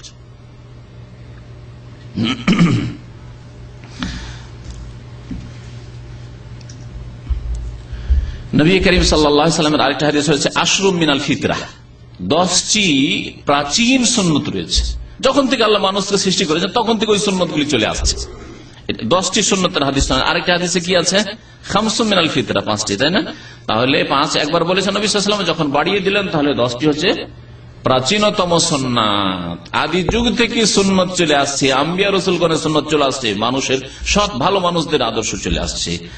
তার মধ্যে একটি হচ্ছে কাসুস শারে, মোচ কাটা, কাস মানে কাটা, ছোট করা। আর ওয়া ইফাইল লাহিয়া, দাড়ি বাড়ানো, মিসওয়াক করা, ইত্যাদি ইত্যাদি এসব রয়েছে ওর মধ্যে। হাদিস মুসনাদ আহমদে রয়েছে, সহিহ মুসলিমে রয়েছে, আয়েশা রাদিয়াল্লাহু তাআলা আনহা থেকে এই হাদিসগুলি শুনালাম। নবী করিম সাল্লাল্লাহু আলাইহি ওয়াসাল্লামের জামানায় এক মজুসি, অগ্নিপূজক, পারস্য দেশের প্রতিনিধি আসে। ওবায়দুল্লাহ বিন আব্দুল্লাহ বর্ণনা করছেন, তাবকাত ইবনে সাদে এই হাদিসটি রয়েছে, এই রিওয়ায়াতটি রয়েছে। যা মজুসিউন ইলা রাসূলিল্লাহ সাল্লাল্লাহু আলাইহি ওয়াসাল্লাম, এক মজুসি অগ্নিপূজক আসলো রাসূলুল্লাহ সাল্লাল্লাহু আলাইহি ওয়াসাল্লামের কাছে। ওয়াকাদ, তারপর বলছে ওয়াকাদ আফা শারিবাহু আহফা লাহিয়াতাহু, মোচকে খুব বড় বড় করে রেখেছে, জানেন না, কাফেরদের মোচ পাক দিয়ে দিয়ে বড় করে রেখেছে। উল্টো আফা মানে বাড়ানো, মোচকে বাড়িয়ে রেখেছে, দাড়ি না বাড়ি। আর কি করেছে? ওয়া আহফা লাহিয়াতাহু, আর দাড়িকে মুন্ডন করে রেখেছে, বা দাড়িকে একেবারে চামড়ার কাছে লাগিয়ে রেখেছে। নবী করিম সাল্লাল্লাহু আলাইহি ওয়াসাল্লাম তাকে জিজ্ঞাসা করলেন, মান আমারাকা বিহাযা, তোমাকে এটা কে বলেছে, তোমাকে এটা কে করতে বলেছে যে মোচকে বড় করে রেখেছে আর দাড়িকে একেবারে চামড়াতে লাগিয়ে রেখেছ? ফাকালা রব্বি, আমার প্রভু। রব্বি মানে আমার প্রভু। তার উদ্দেশ্য কি ছিল? তার প্রভু মানে ওই পারস্য দেশের শাসক রাজা। তার কারণ তারা রাজাকে কি বলতো? প্রভু বলতো। কাল তখন নবী সাল্লাল্লাহু আলাইহি ওয়াসাল্লাম বলেন, লাকিন রব্বি আমারানি, তবে আমার রব যিনি, তিনি আমাকে আদেশ করেছেন। দেখেন, আদেশ করেছেন। তাহলে নবী সাল্লাল্লাহু আলাইহি ওয়াসাল্লামের শুধু আদেশ নয়, আগের হাদিসটা বলা নবী সাল্লাল্লাহু আলাইহি ওয়াসাল্লাম আদেশ, এটা হচ্ছে কার আদেশ? আল্লাহ পাকের আদেশ। লাকিন রব্বি আমারানি, আমার রব আল্লাহ পাক আমাকে আদেশ করেছেন। কারণ মুসলিমের রব একমাত্র আল্লাহ, মুসলিমের কোন রব হয় না, কফিলের রব হয় না, আর রাজাও রব হয় না, আর রাষ্ট্রপতিও রব হয় না। সারা দুনিয়ার কেউ মালিক হয়ে যদি আসে তবু কোন মুসলিমের রব হইতে পারে না, কোন আলেমের রব হইতে পারে না, কোন শেখ রব হইতে পারে না, আর কোন পীর রব হইতে পারে না, এমনকি নবীও রব হইতে পারে না। মুসলিমের রব একমাত্র যিনি সৃষ্টি করেছেন, যিনি আমাকে রাস্তা দেখেছেন, তিনি আমার রব। এ হচ্ছে মুসলিমের কথা। নবী সাল্লাল্লাহু আলাইহি ওয়াসাল্লাম বললেন যে আমার রব আমাকে আদেশ করেছেন, আমার আন উফিয়া শারিবি, যে মোচকে আমি খুব বেশি ছোট করব, ওয়া উফিয়া লাহিয়াতি, আর দাড়িকে আমি বাড়াবো, এটা আদেশ করেছেন। এই একটি হাদিস শোনালাম। আর একটি হাদিস শুনলে আর একটু সজাগ হবেন, সেটাও শোনাই ওই অগ্নিপূজকদের, মজুসদের। একবার নবী করিম সাল্লাল্লাহু আলাইহি ওয়াসাল্লামের কাছে পারস্য দেশের নেতৃত্ব এমনকি ইয়ামান পর্যন্ত পৌঁছে গেছিল। ইয়ামানে অগ্নিপূজকরা ছিল যারা তাদের প্রতিনিধি হিসেবে কাজ করত। তো ইয়ামান দেশ থেকে দুইজন ওই রকমই পারস্য দেশের পার্সিয়ান, তারা এসেছিল। আসার পরে সামনে হাজির হইল নবী সাল্লাল্লাহু আলাইহি ওয়াসাল্লামের। ওয়াকাদ হালাকা লিহাহুমা ওয়া আফায়া শাওয়ারিবাহুমা, হাদিসে রয়েছে যে তারা দাড়িকে মুন্ডন করেছিল, হালাকা লেহাহুমা, দাড়ি মুন্ডন ছিল সেই দুজনের, আর মোচ কি ছিল, বড় বড় করে রেখেছিল। ফাক্কারিহান নাজরা ইলাইহিমা, মনে রাখবেন, ভুলবেন না এই কথাটি। ফাক্কারিহান নাজরা ইলাইহিমা, নবী করিম সাল্লাল্লাহু আলাইহি ওয়াসাল্লাম তাদের দিকে তাকাতে ঘৃণা করলেন, দেখতে চাইলেন না তাদের চেহারার দিকে। ফাক্কারিহান নাজরা ইলাইহিমা ওয়াকালা, শুধু তাই নয়, তারপরে বললেন ওয়াইলাকুমা মান আমারাকুমা বিহাযা, তোমাদের দুর্ভোগ, তোমাদের সর্বনাশ হোক। ওয়াইল মানে সর্বনাশ, ধ্বংস হোক তোমাদের। আর ওয়াইল মানে ওয়াইল নামক জাহান্নাম, দুটি ব্যাখ্যা ওয়াইলের। ওয়াইলুল লিকুল্লি হুমাযাতিল লুমাযা, ওয়াইলু ইয়াউমাইযিল লিল মুকাযযিবিন, এর দুটি তাফসীর করা হয়েছে। ওয়াইলাকুমা, তোমাদের দুইজনের দুর্ভোগ হোক, সর্বনাশ হোক। মান আমারাকুমা বিহাযা, এটা কে বলেছে তোমাদেরকে করতে, যে মোচকে বাড়িয়ে রেখেছ, দাড়ি মুন্ডন করে রেখেছ? কালা, ওই দুই পার্সিয়ান বলল, আমারানা রব্বুনা, আমাদের প্রভু আমাদেরকে আদেশ করেছেন। ইয়ানি ইয়ানি কিসরা, তারা উদ্দেশ্য করলো প্রভু বলে কাকে? কিসরা, পারস্য দেশের রাজাকে সেই যুগে কিসরা বলা হতো। আর রোম সাম্রাজ্য দুটি বড় শক্তি ছিল সেই যুগে। রোম সাম্রাজ্য যে খ্রিস্টানদের বড় শক্তি ছিল, সেই শক্তির যে অধিপতি হতো, মালিক হতো, দেশের শাসক হতো, তাকে বলা হতো কাইসার। নবী করিম সাল্লাল্লাহু আলাইহি সাল্লামের জামানায় এই রোম সাম্রাজ্যের রাজা কাইসারের কাছেও ইসলামের দাওয়াত দিয়ে চিঠি পাঠিয়েছিলেন, আর ইসলামের দাওয়াত দিয়ে পারস্য দেশের রাজা যে কেসরা ছিল তার কাছেও চিঠি পাঠিয়েছিলেন। কেসরা বেয়াদবি করেছিল, অহংকার প্রদর্শন করেছিল, আর কাইসার অহংকার প্রদর্শন করেনি, সে নথি স্বীকার করেছিল, কিন্তু গদির লোভে কালিমা পড়েনি, মুসলিম হয়নি। গদির লোভ করেছিল, আল্লাহ গদিটা টিকিয়ে দিয়েছিলেন। অহংকার করেনি, এই জন্য আল্লাহ পাক ধ্বংস করেনি। দুনিয়া চেয়েছিল, দুনিয়া দিয়ে দিয়েছিলেন, আখেরাত থেকে বঞ্চিত হয়েছে। সে রোম সাম্রাজ্যের রাজা নবী সাল্লাল্লাহু আলাইহি ওয়াসাল্লামের জামানা। পক্ষান্তরে কিসরার কাছে যখন চিঠি গেল, তখন চিঠিকে নিয়ে ছিঁড়ে ফেলে দিল। এই রোম পারস্য দেশের রাজা চিঠিকে ছিঁড়ে ফেলে দিল, যেটা বেয়াদবি। তারপরে যে দূত নবী সাল্লাল্লাহু আলাইহি ওয়াসাল্লামের সাহাবী চিঠি নিয়ে গেছিলেন, তার সাথে বেয়াদবি করলো, তার মানহানি করলো, অপদস্থ লাঞ্ছিততা করেছিল, গালিগালাজ করেছিল। যাও গিয়ে বলে দাও আসছি তোমাদের খবর নেওয়ার জন্য। নবী করিম সাল্লাল্লাহু আলাইহি ওয়াসাল্লামের কাছে যখন সংবাদ আসলো যে কিসরা, এই পারস্য দেশের রাজা, এই দুর্ব্যবহার করেছে আমার দূতের সাথে, অথচ আজকালকার আন্তর্জাতিক একটি আইন হচ্ছে দূতের সাথে খারাপ ব্যবহার চলবে না, যতই যুদ্ধ লেগে থাকে না কেন। দুই দেশ দুধ দিয়েছে কথা বলার জন্য, মান সম্মান তার করতে হবে। নবী করিম সাল্লাল্লাহু আলাইহি ওয়াসাল্লামের জামানায় তো এই নীতি ছিল, এই পুরনো নীতি। নবী করিম সাল্লাল্লাহু আলাইহি ওয়াসাল্লাম ভবিষ্যৎবাণী করলেন এই কিসরা, পারস্য দেশের রাজা সম্পর্কে। ইজা হালাকা কিসরা ফালা কিসরা বাদ, এই পারস্য দেশের রাজা কিসরা ধ্বংস হয়ে গেলে আর কোন কিসরা জন্মাবে না। ইজা হালাকা কিসরা ফালা কিসরা বাদ, ঐতিহাসিক কথা নবী করিম সাল্লাল্লাহু আলাইহি ওয়াসাল্লামের। কি হয়েছিল জানেন? খুব মজার কথা। এই কিসরার ছেলে ছিল, তার নাম ছিল শিরওয়াই, বড় বদমাশ, লুচ্চা ছিল, জেনাকারী। এত পেরেশান হয়ে গেছে, বিচার কোনো ব্যাপার নাই কাফের সমাজে। তারপরে এত পেরেশান হয়ে গেছিল বাবা এর কুচরিত্রে, যে বাবা ছেলেকে মারার চেষ্টা করতো, ছেলে বাবাকে মারার চেষ্টা করত।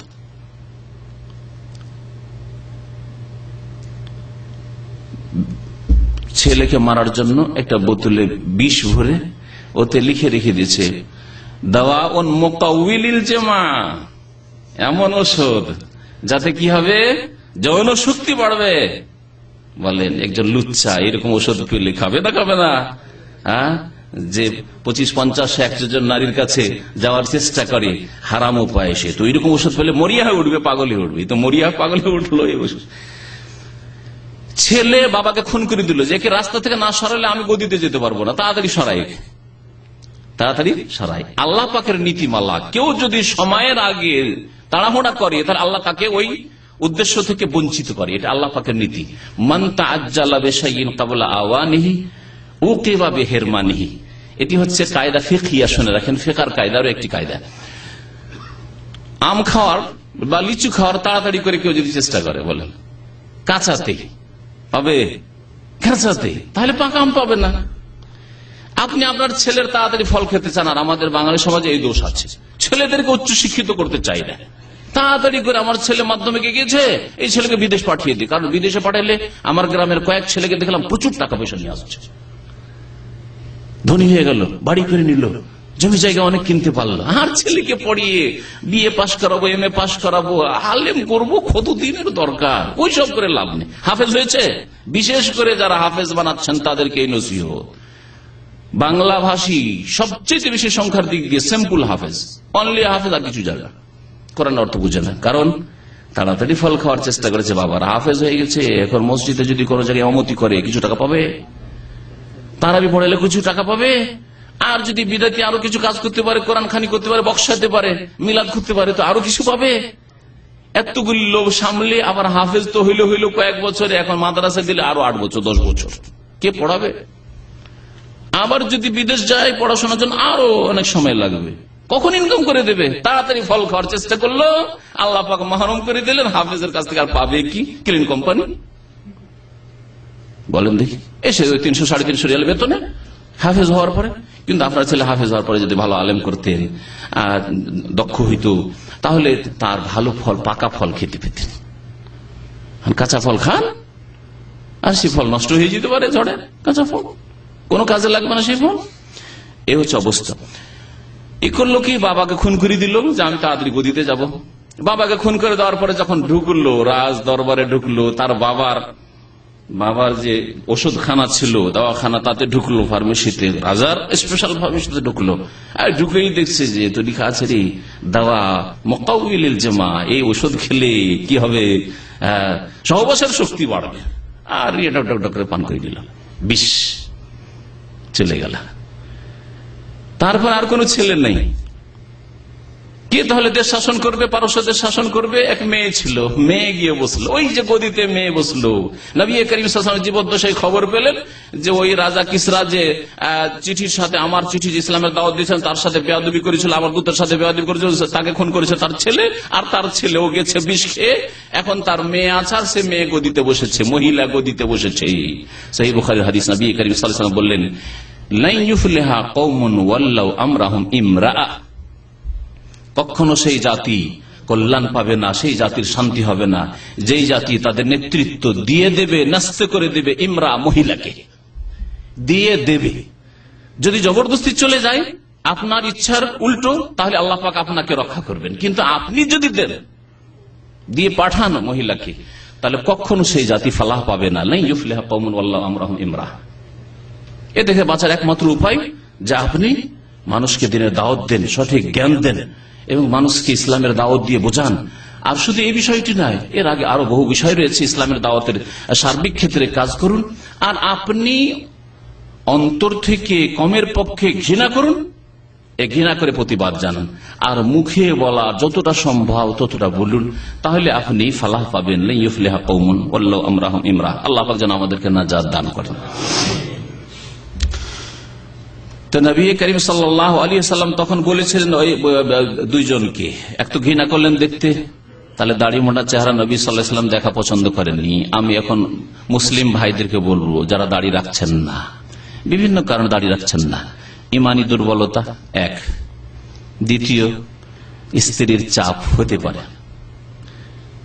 ম্যানেজারের চাপ, আমি কোম্পানিতে চাকরি করি, তাই না, অনেক পাপিষ্ঠ মালিক রয়েছে, তাদের চাপ, রাফেজি রয়েছে, ইসলামের দুশ্মন রয়েছে যারা চাই না, দাড়িকে বরদাস্তি করতে পারে না, এইরকম বহু কারণ থাকতে পারে। কিন্তু সবার উপর আল্লাহ পাকের শক্তি রয়েছে, আল্লাহকে রাজি করেন, আপনি রবকে রাজি করার চেষ্টা করেন। নবী করিম সাল্লাল্লাহু আলাইহি ওয়াসাল্লাম বলছেন, ওয়ালাকিন্না রাব্বি আমারানি, আমার রব আমাকে আদেশ করেছেন, বিইফাই লাহিয়াতি, আমার দাড়ি বাড়াবার জন্য, ওয়া কাসসে শারিবি, আর আমার গোঁফ কাটার জন্য। আল বিদায়া ওয়ান নিহায়াতে এই হাদিসটি রয়েছে 4th খণ্ড 270 পৃষ্ঠা, ইমাম ইবনে কাসির রাহমাতুল্লাহ আল বিদায়া নিহায়াতে। নবী করিম সাল্লাল্লাহু আলাইহি ওয়াসাল্লামের কর্ম থেকে দেখেন দাড়ি, তার সম্পর্কে সাহাবায়ে কেরাম যা উল্লেখ করেছেন, কানান নবী সাল্লাল্লাহু আলাইহি ওয়াসাল্লাম কাসিফা শা'রিল লাহিয়া, রাওয়াহু মুসলিম, সহিহ মুসলিমের হাদিস। নবী করিম সাল্লাল্লাহু আলাইহি ওয়াসাল্লামের শুধু দাড়ি ছিল না, দাড়ি ছিল কাসিফ, খুব ঘন। কাসিফা শারিল লাহিয়া, দাড়ির যে কেস ছিল সেটা ছিল দাড়ি খুব ঘন ছিল, আর মুখ ভরা দাড়ি ছিল, হালকা করা নয় যেমন এক শ্রেণীর মাদ্রাসা পড়ার লোকেরা গালের উপর থেকে দাড়ি হালকা করে। অফি রেওয়ায়া, আরেকটি রেওয়ায়ত রয়েছে কাসিফাল লাহিয়া, আরেকটি রেওয়ায়ত রয়েছে কাসুল লাহিয়া, দাড়ি খুব ঘন ছিল এবং মুখ ভরা দাড়ি ছিল। এই বিভিন্ন শব্দগুলি নবী করিম সাল্লাল্লাহু আলাইহি সাল্লামের মুবারক চেহারা সম্পর্কে এসেছে। দুনিয়াতে নবী সাল্লাল্লাহু আলাইহি সাল্লাম যদি মজুস যারা দাড়ি মুন্ডন করে এসেছিল তাদের দিকে দেখাটাকে পছন্দ না করেন, কাল কিয়ামতে যখন নবী সাল্লাল্লাহু আলাইহি সাল্লামের খিদমতে হাজির হবেন হাসরের মাঠে শাফাতের আশায়, কাল কিয়ামতে যখন হাজির হবেন নবী করিম সাল্লাল্লাহু আলাইহি সাল্লামের হাউজে কাউসারের এক গ্লাস পানির জন্য একবার যদি পান করে নিতে পারি তো আর পিপাসা লাগবে না, তখন যদি নবী করিম সাল্লাল্লাহু আলাইহি সাল্লাম আল্লাহ না করি নবী করিম সাল্লাল্লাহু আলাইহি সাল্লাম যদি আপনার দিকে ঘৃণা ভরে দেখেন, দেখতে না চান, কি হবে আপনার চিন্তা করুন। আপনি ইত্তাকুল্লাহ, আল্লাহকে ভয় করুন এবং ঈমানকে মজবুত করুন। জিন শয়তানকে সুযোগ দিয়েন না, মানুষ শয়তানকে সুযোগ দিয়েন না। আল্লাহ ছাড়া কাউকে রাজি করতে চান, আল্লাহ পাককে রাজি করতে চান। আল্লাহকে যে রাজি করবে আল্লাহ মানুষকে রাজি করে দেবে, আর যে মানুষকে রাজি করার চেষ্টা করবে আল্লাহকে অসন্তুষ্ট করে আল্লাহ পাক মানুষকে অসন্তুষ্ট করে দেবে, আল্লাহ অসন্তুষ্ট হয়ে যাবে। জি, এটা একটা হাদিসের কথা বললাম, যদি আমার ভাষাতে আমি বললাম কিন্তু নবী করিম সাল্লাল্লাহু আলাইহি ওয়াসাল্লাম হাদিস, যে যেই ব্যক্তি আল্লাহকে নারাজ করে মানুষকে রাজি করতে চায় আল্লাহ নারাজ হয়ে যায়, আর মানুষকেও নারাজ করে দেন, অসন্তুষ্ট করে দেন। আর যেই ব্যক্তি মানুষ অসন্তুষ্ট হচ্ছে হোক, কিন্তু আল্লাহ পাক আমাকে রাজি করতে হবে, নাজায়েজ কাজ করতে বাধ্য করছে আমি করব না, তার জন্য মানুষ অসন্তুষ্ট, আমার ক্ষতি করার চেষ্টা করে আল্লাহ পাক আমি রাজি করলাম, তা আল্লাহ পাক মানুষকে রাজি করে দিবেন, ওদেরকে রাজি করে দিবেন যার মাধ্যমে আপনার ক্ষতি হবে না, অথবা আল্লাহ পাক আপনার জন্য উত্তম বিকল্প রাস্তা খুলে দেবেন। ওমাইয়াত্তাকিল্লাহ ইয়াজআল লাহু মাখরাজা, যারা আল্লাহকে ভয় করবে তাদের জন্য আল্লাহ পাক রাস্তা বের করে দিবেন। বহু রাস্তা আল্লাহ পাকের রিজিকের রাস্তা রয়েছে, বহু রাস্তা আল্লাহ পাক রব্বুল আলামিনের আপনার জীবনে সুখের রাস্তা রয়েছে, আল্লাহ পাক সেই সব রাস্তা খুলে দিবেন। এখন আইম্মাই কেরামদের কথা, নবী সাল্লাল্লাহু আলাইহি সাল্লামের বচন উক্তি এবং নবী সাল্লাল্লাহু আলাইহি সাল্লামের আমল দাড়ির ক্ষেত্রে জানার পরে আইম্মাই কেরামরা দাড়ি সম্পর্কে কি বলেছেন শুনেন। ইমাম ইবনে আব্দুল বার রাহমাতুল্লাহি আলাইহি তিনি বলেছেন, তার একটি কিতাব রয়েছে আত-তামহিদ, সেই কিতাবে বলেছেন ইয়াহরুমু হালকুল লাহিয়া, দাড়ি মুন্ডন করা হারাম, ওয়ালা ইয়াফআলুহু ইল্লাল মুখান্নাসুনা মিনার রিজাল, আর এই দাড়ি মুন্ডন একমাত্র পুরুষদের মধ্য থেকে ওই সব লোকেরা করে যারা হিজড়াদের লক্ষণ হচ্ছে দাড়ি মুন্ডন করা। তাহলে দাড়ি মুন্ডন করা সেই সমাজে ইমাম ইবনে আব্দুল বার বলছেন যে কোন মুসলিম করতে পারে না, মানুষ যদি করে তাহলে জানতে হবে যে সে হিজড়া আছে, সেই জন্য কাজ করছে। ইমাম ইবনে আব্দুল বার রাহমাতুল্লাহ খুব পুরাতন যুগের ইমাম, এবং তিনি যে পশ্চিম দিকে মুসলিম শাসন পৌঁছেছিল, যেটাকে আন্দুলুস স্পেন বলা হয়, সেই দিকের মানুষ তিনি, এবং বড় ইমাম ছিলেন তিনি। তার মন্তব্য ইমাম ইবনে হাজম রাহমাতুল্লাহ আলাইহির কথা শুনেন। ইমাম ইবনে হাজম বলছেন আল ইজমা, ঐক্যমত রয়েছে, শুরুতে আমি বলেছি কোন ইখতিলাফ নেই যে দাড়ি রাখলেও চলে না রাখলেও চলে না। আল ইজমা আলা আন্না কাসসা শারিবি ওয়া ইফাইল লাহিয়াতি ফারদুন, ইজমা রয়েছে যে মোচ ছোট করা খাটো করা আর দাড়ি বড় করা, দাড়ি বাড়ানো হচ্ছে ফরজ, আর যা ফরজ তাই ওয়াজিব। ওয়াজিব মানে ভাববেন না যে এটা ফরজের নিচে আছে, না, যাই ফরজ তাই হচ্ছে ওয়াজিব, একই জিনিস। ওয়াস্তাদাল্লাহ বিজুমলাতি আহাদিস, তারপরে বেশ কিছু হাদিস পেশ করেছেন ইমাম ইবনে হাজম রাহমাতুল্লাহ আলাইহি, আর তার মধ্যে ইবনে ওমর রাদিয়াল্লাহু তাআলা আনহু হাদিস, আর হাদিসগুলি অনেকগুলি আপনাদেরকে শুনাইলাম। ইবনে হাজম রাহমাতুল্লাহ আলাইহির একটি ফিকহের কিতাব রয়েছে আল মুহাল্লা, অনেকগুলি খণ্ড রয়েছে তার, তো সেই কিতাবে তিনি উল্লেখ করেছেন। সৌদি আরবের দ্বিতীয় বড় আলেম মুহাম্মদ বিন উসাইমিন রাহমাতুল্লাহি আলাইহি, তিনি তার মজমু ফাতাওয়া এবং রাসাইলের 11তম খণ্ড, 11 খণ্ড 125 পৃষ্ঠায় বলছেন, যখন তাকে জিজ্ঞাসা করা হইল সুয়েলা শেখ আন হুকমে হালকিল লিহা, দাড়ি মুন্ডন সম্পর্কে তাকে জিজ্ঞাসা করা হয়, তখন তিনি বললেন হালকুল লাহিয়াতে মুহাররামুন, দাড়ি মুন্ডন করা হচ্ছে হারাম, লিআন্নাহু মাসিয়াতুন লিরাসূলিল্লাহ, কারণ এটা হচ্ছে রাসূলুল্লাহ সাল্লাল্লাহু আলাইহি ওয়াসাল্লামের কি বিরুদ্ধাচার, নাফরমানি করা। নবী সাল্লাল্লাহু আলাইহি ওয়াসাল্লাম বলেছেন আফুল লিহা, দাড়ি বাড়াও। ওয়ালি আন্নাহু খুরুজুন আন হাদিল মুরসালিন, রাসূলগণের আদর্শ থেকে বেরিয়ে যাওয়া, ইলা হাদিল মাজুস ওয়াল মুশরিকিন, অগ্নি পূজক এবং মুশরিক পত্তলিকদের আদর্শের দিকে। নবী রাসূলের আদর্শ বাদ দিয়ে আপনি অগ্নি পূজক মুশরিকদের আদর্শের দিকে চলে গেলেন। ইমাম ইবনে হাজম রাহমাতুল্লাহ আলাইহি আরো বলেছেন, ইজমাউল ফুকাহা, ফুকাহা কেরামদের ইজমা রয়েছে আলা এই বিষয়ে, আন্নাহু লা ইয়াজুজুল আখযু মিনাল লাহিয়াত মিম্মা দুনাল কবজা। কতদূর পর্যন্ত ইত্তেফাক আছে? এক মুষ্টি পর্যন্ত রাখতেই হবে, এই বিষয়ে ইজমা আছে, এটা ফরজ, এই বিষয়ে কোনো দ্বিমত নেই। তো যেসব ভাইরা একেবারে দাড়ি রাখেন না আর এইসব প্রশ্ন করেন যে কতটা রাখতে হবে দাড়ি, তাদেরকে প্রথম বলো এক মুষ্টি তো রাখেন, এই ব্যাপারে ইজমা আছে, কোনো ইখতিলাফ নেই। এক মুষ্টির পরে যখন বড় হইতে লাগলো তখন ইখতিলাফ আছে, আর ইখতিলাফের ক্ষেত্রে সমাধান হচ্ছে আল্লাহ এবং রাসূলের আনুগত্য করা এবং সেই দিকে ফিরে আসা। যদি এই ক্ষেত্রে ইখতিলাফ আছে, কিন্তু আপনাকে নিরাপদ থাকতে হবে। তো বলছেন যে লা ইয়াজুজুল আখযু মিনাল লাহিয়াতি মিম্মা দুনাল কবজা, ফাকাল ওয়া আজমাউ আলা আন্নাহু লা ইয়াজুজুল আখযু মিনাল লাহিয়াতি মিম্মা দুনাল কবজা, এক মুষ্টি কবজা, এক মুষ্টির কম করা জায়েজ নয়, এই বিষয়ে ইজমা আছে। হানাফি, শাফিঈ, মালিকি, হাম্বলি সমস্ত আইম্মা কেরামদের ইজমা রয়েছে, ঐকমত রয়েছে। ইমাম ইবনে তাইমিয়া রাহমাতুল্লাহ আলাইহি কি বলেছেন শুনেন, যিনি একজন মুজাদ্দিদ ছিলেন রাহমাতুল্লাহ আলাইহি, বলছেন ওয়া ইয়াহরামু হালকুহা, দাড়ি মুন্ডানো হারাম, ওয়ালাম ইউবিহু আহাদুন, আর কেউ এটাকে মুবাহ করেননি, মুবাহ মানে বুঝেন, কেউ জায়েজ করেননি, কোন আলেমটাকে জায়েজ করেনি যে দাড়ি মুন্ডানো জায়েজ, এরকম কোন ফতোয়া নেই। আইলাম ইউফাজ আন আহাদিন মিনাল মুতাকাদ্দিমিন, পূর্ব যুগে সাহাবায়ে কেরাম, তাবেঈন, তাবা তাবেঈন, আইম্মা কেরামদের মধ্যে কোন ইমাম, কোন আলেম এটাকে দাড়ি মুন্ডনকে জায়েজ করেননি। ওয়ালা হুফিজা, যদি এটা থাকতো লামা খাফিয়া আলা মিসরি শাইখুল ইসলাম ইবনে তাইমিয়া, তার ইবনে তাইমিয়া রাহমাতুল্লাহ আলাইহি যিনি ইলমের সমুদ্র ছিলেন, তার উপর এটা উজ্জ থাকতো না, যে জানতে পারলেন না যে কোন বিখ্যাত কোন আলেমের ফতোয়া আছে যে দাড়ি মুন্ডন করা চলে, দাড়ি রাখা সুন্নাত, সুতরাং রাখলেও চলে, না রাখলেও চলে, এমন কথা ইসলামে নেই। পাকিস্তানের একজন আলেম আব্দুস সাত্তার আদ-দেহলভী, দিল্লির লোক ছিলেন, তারপরে তারা ওই দেশ ভাগ হওয়ার পর যখন হিন্দুস্তান পাকিস্তান হয় তখন তারা পাকিস্তান চলে যান, করাচি। তিনি তার দাড়ির একটি কিতাবে লিখেছেন একটা সুন্দর কথা, সেটা আমাদের শোনাই। বলছেন অমিনান নাস মাইয়াহলিকুনা লিহাহুম, কিছু লোকেরা আছে মুসলিম যারা দাড়ি মুন্ডন করে, ওয়ায়াবতাগুনা বিযালিকা মারদাত আজওয়াজিহিম, আর তা দিয়ে স্ত্রীকে রাজি করতে চায়, স্ত্রী রাজি করতে চায়, অথবা বিবাহ করতে যাচ্ছে, না বিবাহ করছে এখন দাড়ি রাখা যাবে না, রাজি করে নিয়ে আসতে হবে। এই যে স্ত্রী নতুন স্ত্রীকে রাজি করুক অথবা পুরাতন স্ত্রীকে রাজি করুক, যেটা ঘরে আছে কয়েক বছর ধরে, এই স্ত্রীদের গায়রুল্লাহকে, আল্লাহ ছাড়া অন্যকে রাজি করতে চায় দাড়ি মুন্ডানোর মাধ্যমে। বন্ধু বান্ধবকে রাজি করতে চায়, বন্ধু মহল সব ওই রকমই দাড়ি মুন্ডা, তাদেরকে খুশি করতে চায়, মুদিরকে রাজি করতে চায়, ম্যানেজারকে, কফিলকে রাজি করতে চায়, এইরকম যদি কেউ থাকে। অথচ আল্লাহ পাক বলেছেন সূরা তাওবার আয়াত নম্বর ৬২ আল্লাহ পাক ইরশাদ করেছেন ওয়াল্লাহু ওয়া রাসূলুহু আহাক্কু আন ইউরদুহু, আল্লাহ পাক বেশি হক রাখেন যে তাকে রাজি করবেন, এবং তার রসুল বেশি হক রাখেন যে তাকে বেশি রাজি করবেন। আপনি কাকে রাজি করবেন? আল্লাহকে রাজি করবেন, তিনি বেশি হকদার, আর রাসূলুল্লাহ সাল্লাল্লাহু আলাইহি ওয়াসাল্লামকে রাজি করবেন, রাসূলুল্লাহ সাল্লাল্লাহু আলাইহি ওয়াসাল্লামকে অসন্তুষ্ট করবেন, আল্লাহ পাককে অসন্তুষ্ট করবেন, আর মানুষকে রাজি করবেন। যেসব মানুষ পাপে ডুবে আছে, পাপিষ্ট গুনাহগার ফাসিক।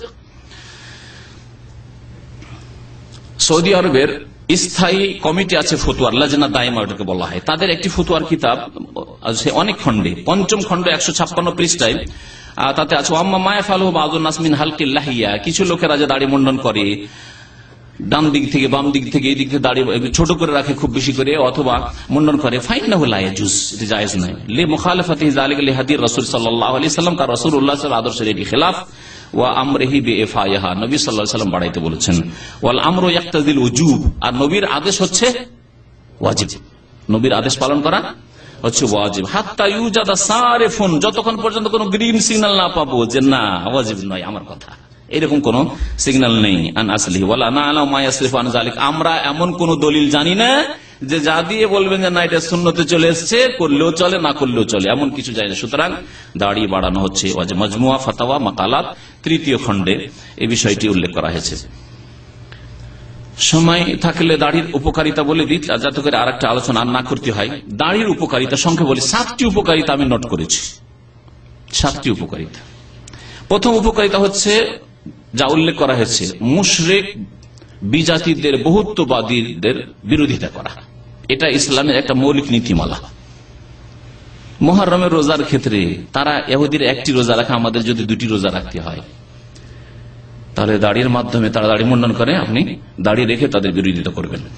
বিভিন্ন ক্ষেত্রে মুশরিকদের বিরোধিতা করার আদেশ রয়েছে ইসলামে। আর এই বিষয়টির উপর ইমাম ইবনে তাইমিয়া রাহমাতুল্লাহ একটি কিতাবই লিখেছেন, ইক্তিদাউস সিরাতিল মুস্তাকিম ওয়া মুখালাফাতু আসহাবিল জাহিম। সিরাতে মুস্তাকিমের দাবি হচ্ছে, সিরাতে মুস্তাকিম কি? ইসলাম। সিরাতে মুস্তাকিমের দাবি হচ্ছে ইক্তিদা মানে দাবি, মুখালাফাতু আসহাবিল জাহিম, যারা জাহান্নামের পথে চলে গেছে তাদের বিরোধিতা করা, তাদের বিরোধিতা করা। ধর্মীয় ক্ষেত্রে, ব্যবসা বাণিজ্যের ক্ষেত্রে নয়, তারা যে ব্যবসা করছে আপনিও সে ব্যবসা করতে পারেন যদি হালাল হয়।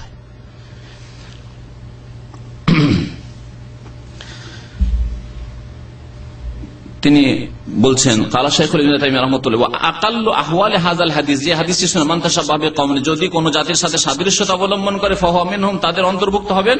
বলছে এই হাদিস সর্বনিম্ন এতটুকু প্রমাণ করে আত-তাহরীম, কাফেরের সাদৃশ্যতা হারাম। ওয়াইন কানা যাহিরুহু ইয়াক্তাজি কুফরুল মুতাশাব্বিহ, যদিও বাহ্যিক হাদিস বলে যদি কেউ বিজাতির সাদৃশ্যতা অবলম্বন করে তাদের দলে শামিল হবে, মানে কাফের হয়ে যেতে পারে, এই আশঙ্কাও আছে।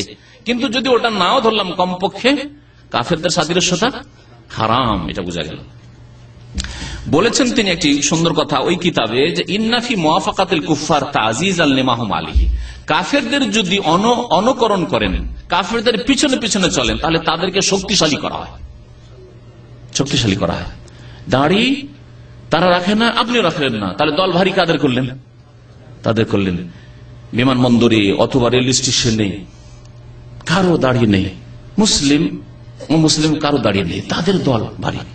একজন দুজন দাড়িওয়ালা আছে, মনে করেছে আল্লাহ দুনিয়া সিজনুল মুমিন ওয়া জান্নাতুল কাফির, এই দুনিয়া মুমিনের জন্য সত্যি জেলখানা, মনে হয় জেলখানাতে একাই আছে।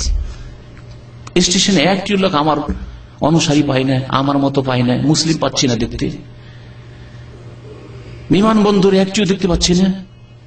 কি করে কাকে জিজ্ঞেস করো তোমার নাম কি, ভাই তুমি মুসলিম কিনা, এইভাবে জিজ্ঞেস করবো।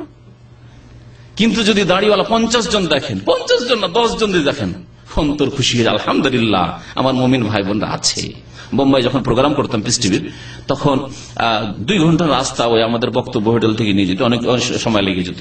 তো রাস্তায় দেখতাম বিভিন্ন এলাকায় বোরখা যখন দেখতাম, যখন দাড়ি দেখতাম, অন্তরটা খুশি হয়ে যেত। আলহামদুলিল্লাহ দিনী ভাইরা আছে এখানে, দিনী বোনেরা আছে এখানে, খুশি হয়েছে। তাছাড়া তো বোঝা যেত না, হয় বোরখা দিলে বুঝতে পারতাম যে এটা মুসলিম এলাকা, আশেপাশে মসজিদ নিশ্চয় হবে, আর না হলে দাড়ি দেখলে বুঝতে পারতাম। আপনি কাকে খুশি করছেন? তাহলে দাড়ি শক্তিশালী করছেন ওদেরকে, যারা দাড়ি রাখে না, বিজাতিকে আপনি শক্তিশালী করছেন দাড়ি মুন্ডনের মাধ্যমে। আচ্ছা, তারপরে কোন জাতির যদি অনুকরণ করেন তারা খুশি হয়, তারা খুশি হয়। যে কোনো দলের নিয়ম, ওদের যদি আপনি অনুকরণ করেন ওরা খুশি হবে, ওদের দল ভারী হলে খুশি হবে। বেনামাজির রুমে থাকেন, আপনি একা নামাজ পড়েন, কিছুই যদি না বলেন তবু ওদের কষ্ট হয়, আর নামাজ যদি না পড়ে খুব খুশি আপনার উপর, ফ্রি খাওয়াবে হয়তো।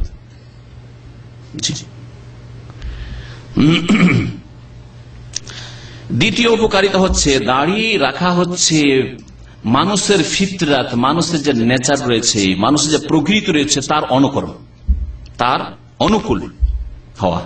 মানুষের ফিতরাত আল্লাহ পাক রব্বুল যেইভাবে মানুষকে সৃষ্টি করেছেন এবং থাকতে বলেছেন, সেটা হচ্ছে দাড়ি রাখা।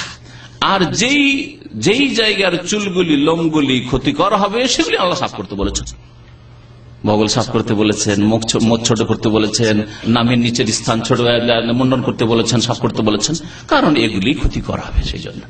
আর বাকি যেটা আপনার জন্য আমার জন্য উপকারী, মানব জাতির জন্য উপকারী, সেটাকে আল্লাহ পাক তার রাসূল সাল্লাল্লাহু আলাইহি ওয়াসাল্লাম রাখতে বলেছেন, বাড়াতে বলেছেন।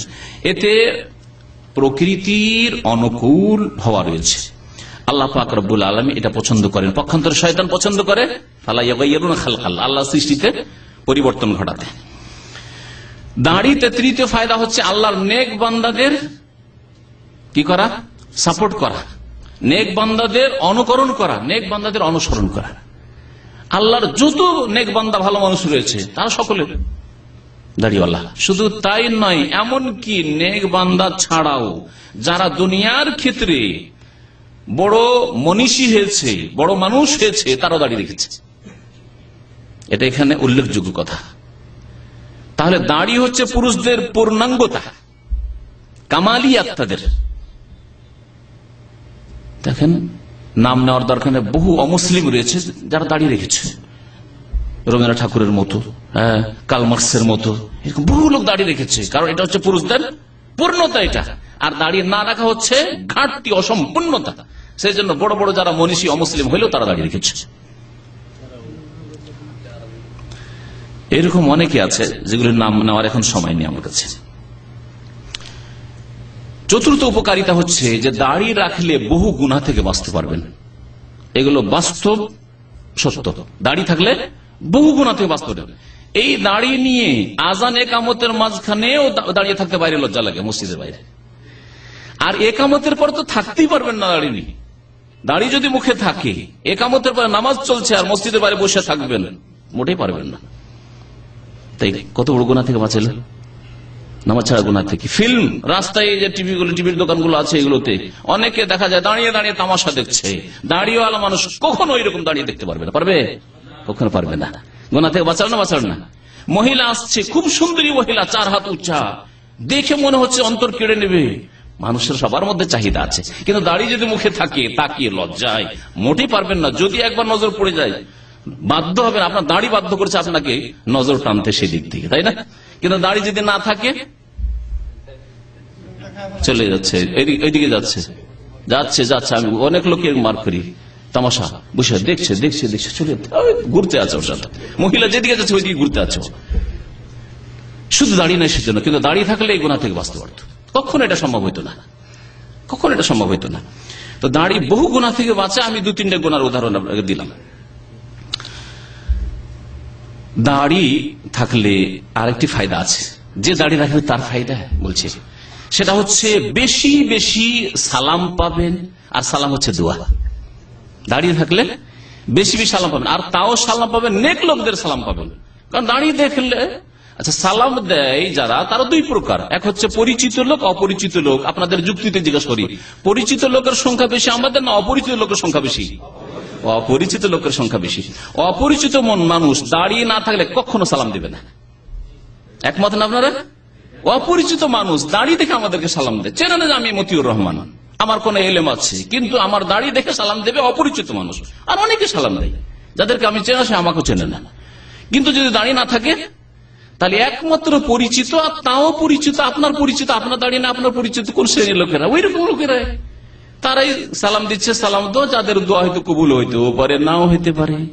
কিন্তু আল্লাহর নেক বান্দা, দাড়িওয়ালা মানুষ, পরেশগার মানুষ, ভালো মানুষ, আপনার যদি ইসলামিক লেভেল থাকে, তারা অবশ্যই সালাম দেবে। সালাম না দিয়ে পার হবে না, পরিচয় থাক আর নাই থাক।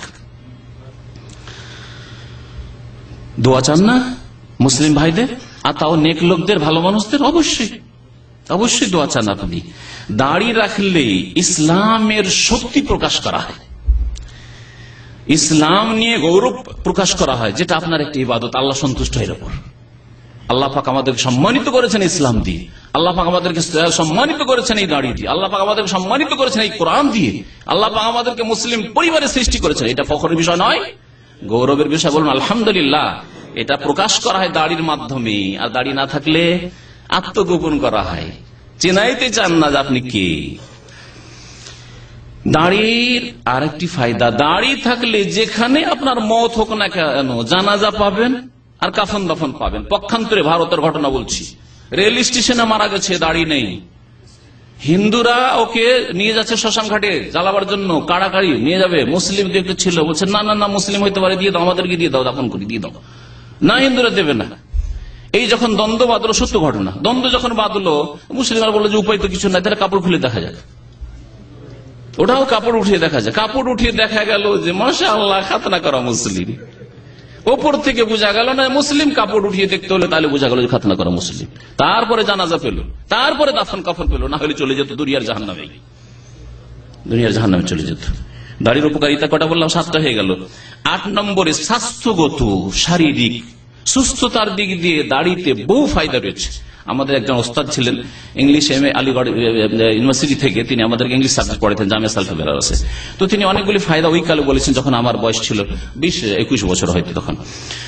তো সেই কালে শুনেছিলাম তার কাছে, আর এখন একটি কিতাবে কিছু উপকারিতা পেলাম, কিন্তু সেগুলি বলার সময় নাই, খুব সংক্ষেপে বলছি। আর দাড়ি যারা রাখে না তাদের স্বাস্থ্যগত বিভিন্ন ক্ষতি রয়েছে, বিভিন্ন রোগে তারা আক্রান্ত হয়।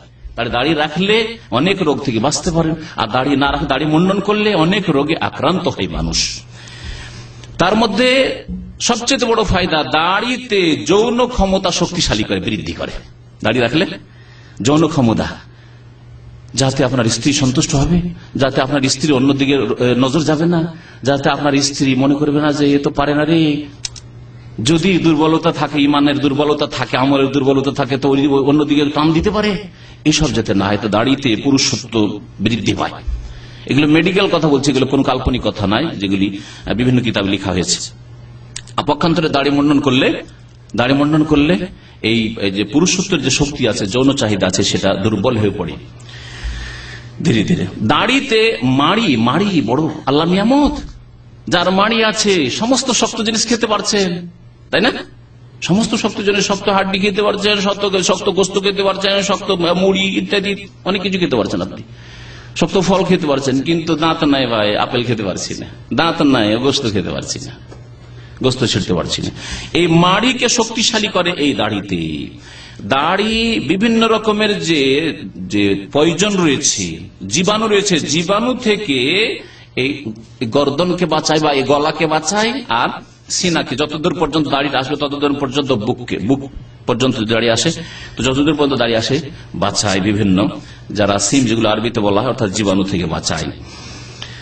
দাড়ি যারা রাখে না, মুন্ডন করে, তাতে হয় কি যে হৃদয়ের স্পন্দন আছে না, যে হাতে স্পন্দন আছে, এরকম হৃদয় স্পন্দন আছে, এটা পালপিটেশন বেড়ে যায়, যেটাকে পালপিটেশন বলা হয় ইংরেজিতে। হ্যাঁ, হৃদয়ের স্পন্দন বেড়ে যায় বেশি বেশি দাড়ি মুন্ডন করলে। দাড়ি মুন্ডনে মাথার ব্যথা, যেটা হেডেক বলা হয়, মাথার ব্যথা বাড়ে। দাড়ি মুন্ডনে হৃদয়ের ব্যথা, এমনকি যে হৃদয়ের যে হার্টের ব্যথাও বাড়ে। দাড়িতে হয় কি, দাড়ি মুন্ডন করলে চুলকানি হয়। দেখবেন বাস্তব সত্য, যারা দাড়ি মুন্ডন করেছেন যদি দাড়ি রাখার চেষ্টা করেন খুব চুলকাবে, বা দাড়ি রাখেন না, একটু বড় হয়ে গেছে, 1 সপ্তাহ 10 দিন দাড়ি মুন্ডন করতে পারে, এমন চুলকায় থাকতে পারেন না। কথা সত্য না? জানেন? তাহলে যারা বারবার দাড়ি মুন্ডন করে, কারণ এই চেহারা, মোবারক চেহারা, মানুষের চেহারা অত্যন্ত, এই চামড়া খুব নরম, বারবার করে ওর ব্লেড চললে হয় কি, ওতে এমন এক অ্যালার্জি হয়ে যায়, চুলকানি শুরু হয়ে যায়। একটু বড় হলে এই না চুলকালে থাকতে পারেন না। দেখবেন কিছু লোকে চুলকায় এত করে, এই চুলকানির রোগ হয় দাড়ি মুন্ডন করলে। এছাড়া আরো বহু রকমের রোগ হয়, ইনফেকশন হয়। আল্লাহ পাক রব্বুল আলামিন আমাদেরকে দুনিয়া এবং আখিরাতের বালা মুসিবত থেকে বাঁচিয়ে রাখেন। একটি হাদিস পেশ করে শেষ করে দিচ্ছি। নবী করিম সাল্লাল্লাহু আলাইহি ওয়াসাল্লাম বলেছেন, কুল্লু উম্মতি মুআফা ইল্লাল মুজাহিরিন, আমার উম্মতের প্রত্যেককে আল্লাহ মাফ করবেন, কিন্তু যারা প্রকাশ্যে গুনাহ করে তাদেরকে আল্লাহ মাফ করেন না। এই হাদিস দাড়ির ক্ষেত্রে ফিট হবে না। যেমন ধূমপানের ক্ষেত্রে এর আগে হাদিস বলেছি, ফিট করেছি, যারা ধূমপান করে তারা প্রকাশ্য গুনাহ করে, রাস্তাঘাটে যেখানে সেখানে ধূমপান করছে, সুতরাং তাদেরকে আল্লাহ মাফ করবেন না এই হাদিসের আলোকে। দাড়ি মুন্ডন করা, চেহারা কখনো লুকিয়ে রাখতে পারবেন না, সুতরাং দাড়ি মুন্ডনের গুনাহ হচ্ছে এমন গুনাহ যেটা প্রকাশ্যে করা গুনাহ, 24 ঘন্টার গুনাহ, সব সময়ের গুনাহ, আল্লাহ পাক মাফ করবেন না এই হাদিসের আলোকে। আর হাদিস বুখারীতে রয়েছে, কুল্লু উম্মতি মুআফা ইল্লাল মুজাহিরিন, আমার উম্মতের প্রত্যেককে মাফ করা হবে, কিন্তু যারা প্রকাশ্যে গুনাহ করে তাদেরকে মাফ করা হবে না। প্রকাশ্যে গুনাহর মধ্যে এমনকি লুকিয়েও যদি গুনাহ করেন আর যদি পরে বলেন, সেটাও প্রকাশ্য গুনাহ। এই রাত্রে আমি এই কাজ করেছি, আম পেড়ে খেয়েছি, রাত্রে আমি এই জেনা করেছি, কারো গায়ে হাত দিয়েছি, কোনো মহিলার গায়ে হাত দিয়েছি, এইসব কথা অনেক ফাসিক ফাজেররা কোনো কালে করেছে, আর সেগুলি বলতে থাকে, আল্লাহ পাক ওদেরকে মাফ করবেন না। এই হাদিস আম সব ক্ষেত্রে। দাড়ি ছোট করার ক্ষেত্রে যারা ছোট করে থাকে অথবা বিদাতি, তারা একটি হাদিস পেশ করে থাকে, হাদিসটি সহিহ নয়, হাদিসটি তিরমিজিতে আছে, হাদিসটি শুনে আমর ইবনে শুআইব থেকে বর্ণিত, তার দাদা থেকে তিনি বর্ণনা করছেন, আন্না নবী সাল্লাল্লাহু আলাইহি ওয়াসাল্লাম কানা ইয়াখুযু মিন লিহিয়াতিহি মিন আরজিহা ওয়া তুলিহা, নবী সাল্লাল্লাহু আলাইহি ওয়াসাল্লাম তার দাড়ি ছোট করতেন, লম্বার দিক থেকেও আর সাইড থেকেও। এই হাদিস মিন আরজিহা ওয়া তুলিহা, ছোট করতেন। আর এই ছোট করতেন হাদিস নিয়ে দাড়ি যে যেমন রাখে, কেউ 1 ইঞ্চি, আধা ইঞ্চি, কোন রকমের রেখা, 2 ইঞ্চি, আর সবগুলো ঠিক, কারণ নবী সাল্লাল্লাহু আলাইহি ওয়াসাল্লাম দাড়ি কাটতেন। এই হাদিস পেশ করে থাকে, হাদিস তিরমিজিতে আছে। কিন্তু শোনেন ভালো করে, পুরুষ না নারী দেখতে হবে না এমনিতে বলে দেবেন পুরুষ, এমনিতে বলে দেবেন নারী। হ্যাঁ, তো হাদিস রসুলের হাদিস না আসলে জাল কথা, সেটা তো জানতে হবে, সহিহ জানতে হবে। ইমাম তিরমিজি খুদ বলছেন হাযা হাদিসুন গরীবুন, এই হাদিস হচ্ছে আশ্চর্যজনক হাদিস। গরীব মানে হচ্ছে আশ্চর্য, এই হাদিস সহিহ নয়, গরীব। ইমাম তিরমিজির পরিভাষায় জয়ীফ কে বলা হয়। তারপরে কেমন জয়ীফ শুনেন, মুনকার বা একবার মওযু জাল শুনেন। সামিআতু মুহাম্মদ বিন ইসমাইল, ইমাম তিরমিজির ওস্তাদ ছিল ইমাম বুখারী রাহমাতুল্লাহ আলাইহি। ইমাম বুখারীর নাম হচ্ছে মুহাম্মদ বিন ইসমাইল বুখারী। বলছে আমি আমার ওস্তাদ মুহাম্মদ বিন ইসমাইল বুখারীকে শুনেছি ইয়াকুল ওমর বিন হারুন মুকারিবুল হাদিস, এর সনদে একজন বর্ণনাকারী আছে ওমর বিন হারুন, এ হচ্ছে হাদিসের ক্ষেত্রে দুর্বল। লা আরিফু লাহু হাদিসান, তার কোন হাদিস আমি জানি না। তারপরে বলছেন যে এমন কোন হাদিস জানি না যে তার হাদিস সহিহ হয়। ওয়াকাল ইয়ানফারিদু বিহি ইল্লা হাযাল হাদিস, তার সম্পর্কে বলছেন লা আরিফু লাহু হাদিসান লা আসলা লাইসা লাহু আসলুন আও ক্বালা ইয়ানফারিদু বিহি ইল্লা হাযাল হাদিস। এই হাদিস এই দুর্বল মানুষ একাই বর্ণনা করেছে, তার সাথে কেউ দেয়নি, তার সাপোর্টে কেউ নেই। অর্থাৎ এই হাদিস বয়ান করার ক্ষেত্রে শুধু একাই, আর সেই ব্যক্তি হচ্ছে জয়ীফ। একজন দুর্বল মানুষ কোন সংবাদ যদি দেয় তার কথা বিশ্বাস করবেন, কিন্তু আর যদি 2-4-5 জন বলে তাহলে সেটা বিশ্বাস করবেন। তার সমর্থনে কেউ এই কথা বর্ণনা করেনি। আরো শুনেন এই হাদিস সম্পর্কে ইমাম ইবনুল জাওজি রাহমাতুল্লাহ আলাইহি তার একটি জাল কিতাব হাদিস তাতে বলেছেন, তার আরেকটি কিতাব আছে আল ইলাল মুতানাহিয়া, তাতে বলছেন হাযা হাদিসুন লা ইয়াসবুতু আন রাসূলিল্লাহ সাল্লাল্লাহু আলাইহি ওয়াসাল্লাম, এই হাদিস রাসূলুল্লাহ সাল্লাল্লাহু আলাইহি ওয়াসাল্লাম থেকে প্রমাণিত নয়, সাব্যস্ত নয়। ওয়াল মুত্তাহাম বিহি, আর এই হাদিস যে গড়েছে বা মিথ্যা রচনা করেছে ওমর বিন হারুন আল বালাখি, বালাখ এলাকার লোক। কালাল উকাইলি, ইমাম উকাইলি বলেছেন লা ইউরাফু ইল্লা বিহি, একে চিনে না কেউ, এই এক হাদিস বয়ান করেছে। কালা ইয়াহিয়া, ইমাম ইয়াহিয়া বিন মাইন রাহমাতুল্লাহ আলাইহি, ইমাম ইয়াহিয়া বিন মাইন রাহমাতুল্লাহ, তিনি হুয়া কাযযাব বলেছেন, এ মিথ্যুক ছিল, কাযযাব। ওয়া কালা নাসাই, ইমাম নাসাই, যে নাসাই হাদিস আছে তার ইমাম, তিনি বলছেন মাতরুক, পরিত্যক্তই, একে মুহাদ্দিসরা ছেড়ে দিয়েছিল, এর হাদিস মুহাদ্দিসরা নিতেন না। ওয়া কালা আল বুখারী, আর ইমাম বুখারী বলেছেন লা আরিফু লি উমর বিন হারুন হাদিসান লা আসলা লাহু ইল্লা হাযা, এই উমর বিন হারুন হাদিস, এই হাদিসটি আমি জানি না। ওয়াকাল ইবনে হিব্বান, ইমাম ইবনে হিব্বান বলছেন ইয়ারবি আনিস সিকাতিল মুদালাত, বড় বড় বিশ্বস্ত বর্ণনাকারী থেকে সে বড় বড় মুসিবতের কথা বর্ণনা করে, মানে একেবারে অবান্তর হাদিস, বানাওয়াট হাদিস বয়ান করতো। ওয়ায়াদাই শাইখুন লাম ইয়ারহাম, এমন এমন শাইখের ওস্তাদের নাম নিত যাদেরকে দেখে উনি সে। কেউ যদি আমাকে না দেখে বলে যে ওনার দার্সে বসছি, তো কত বড় মিথ্যুক সে। তো এইরকম কাজ করতো এই উমর বিন হারুন আল বালাখি। এই হাদিস সম্পর্কে শোনালাম। তারপরে শেষখানে বলবো যে আল্লাহ পাক রব্বুল আলামিন কোরআন কারীমে ইরশাদ করে সূরা বাকারা আয়াত নম্বর 137, ফাইন আমানু বিমিসলি মা আমানতুম বিহি, তোমরা যদি ওইরকম ঈমান নিয়ে আসো যেমন সাহাবারা ঈমান নিয়ে এসেছেন, সাহাবাদের যেমন দাড়ি ছিল তোমরা যদি ওইরকম দাড়ি রাখো, হ্যাঁ, ফাকাদ ইহতাদাউ, তাহলে এটা হচ্ছে হেদায়েতের পথ, তাহলে হেদায়েত প্রাপ্ত। ওয়াইন তাওয়াল্লাউ, আর যদি মুখ ফিরিয়ে নাও, ফাইন্নামা হুম ফি শিকাক, তাহলে বিক্ষিপ্ত অবস্থায় জীবন যাপন করে ফাসায়াকফিকাহুমুল্লাহ, আল্লাহ যথেষ্ট হবেন। সূরা জুমার আয়াত নম্বর 18 আল্লাহ পাক ইরশাদ করেছেন, আমরা এতক্ষণ যে সব কথা দাড়ি সম্পর্কে শুনলাম, আমাদের এখন ভূমিকা কেমন হওয়া উচিত? কাউকে আঘাত করার জন্য বলিনি, আর কারো ঠাট্টা বিদ্রুপ করার জন্য বলিনি, ইসলাহের জন্য বলেছি। আল্লাহ পাক যেন তৌফিক দান করেন। আল্লাহ পাক বলছেন আল্লাযীনা ইয়াসতামিউনাল কওল, আমাদের ভূমিকা কি হওয়া উচিত ভালো কথা শোনার পরে? জ্ঞানী মানুষ কারা? আল্লাহ বলছেন যে যারা কথা শুনে, ইয়াসতামিউনাল কওলা, যারা শুনে না রাস্তায় বসে থাকে ওরা ভালো মানুষ না। ইয়াসতামিউনাল কওল, কথা শুনে আল্লাহ এবং রাসূলের কথা, ফায়াত্তাবিউনা আহসানা, তারপরে ভালো কথার অনুসরণ করে, ভালো কথা মানে, ভালো কথা শুনলেন মেনে নেন, এটা হচ্ছে জ্ঞানীর পরিচয়, মুমিনের পরিচয়। উলাইকাল্লাযীনা হাদাহুমুল্লাহ, এদেরকে আল্লাহ হিদায়াত করবেন। ওয়া উলাইকা হুম উলুল আলবাব, আর এরাই হচ্ছে জ্ঞানবান ব্যক্তি। আল্লাহ দুটি কথা বলেছেন, জ্ঞানবান এবং হিদায়াত প্রাপ্ত কারা? যারা শোনে আর তারপর শোনার পরে কি করে? আমল করে। আল্লাহ পাক যেন আমাদেরকে ভালো কথা শোনার তৌফিক দান করেন, ভালো কথার প্রতি আমল করার তৌফিক দান করেন। আল্লাহ আমাদের ইসলাহ সংশোধনের তৌফিক যেন দান করেন। নবী করিম সাল্লাল্লাহু আলাইহি ওয়াসাল্লামের চেহারার মতো আমাদের চেহারা করার জন্য তৌফিক দান করেন।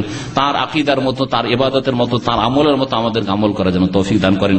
সুবহান রাব্বিকা রাব্বিল ইজ্জাতি আম্মা ইয়াসিফুন ওয়া সালামুন আলাল মুরসালিন ওয়ালহামদুলিল্লাহি রাব্বিল আলামিন। আব্দুল্লাহ বিন ওমর, আচ্ছা, নবী সাল্লাল্লাহু আলাইহি ওয়াসাল্লাম সম্পর্কে যেটা হাদিস সেটা জানলে যে মুনকার হাদিস, সহিহ নয়। আব্দুল্লাহ বিন ওমর সম্পর্কে একটি হাদিসে আছে যে তিনি যখন হজ করতেন অথবা উমরা করতেন তখন দাড়ি একটু ছোট করতেন, তিনি যখন হজ উমরা করতেন। এই হাদিসের বিভিন্ন উত্তর দেওয়া হয়েছে। গুরুত্বপূর্ণ একটা প্রশ্ন করেছে, আমার সময়ের স্বল্পতার জন্য ওটা ছেড়ে দিচ্ছি এখানে। তো সেটা হচ্ছে যে প্রথম কথা, এটা হচ্ছে সাহাবীর আমল। তারপরে 2 নম্বর কথা যে তিনি হজ উমরা করার পরে তার হয়তো ইজতিহাদ ফতোয়া ছিল যে মাথার চুল ছোট করলাম, তার সাথে একটু দাড়ি ছোট করি, একটু ছোট করি, এইরকম করতে, এমন না যে ছোট করে 1 ইঞ্চি 2 ইঞ্চি করি। এটা ছিল তার আমল। আর এটা দাড়ি মুন্ডনও নয়, আর এই ছোট করে 1-2 ইঞ্চি করাও নয়, আর সব সময়ও নয়। হজ উমরা যখন ফারেক হইতেন মাথার চুল কাটার সাথে তিনি করতেন। এগুলো প্রশ্ন রেখে দেন, দাড়ির প্রশ্ন আছে? আচ্ছা, আর শান্ত হয়ে বসেন, শান্ত হয়ে বসেন। যারা খানা দিচ্ছেন শান্ত হইতেন।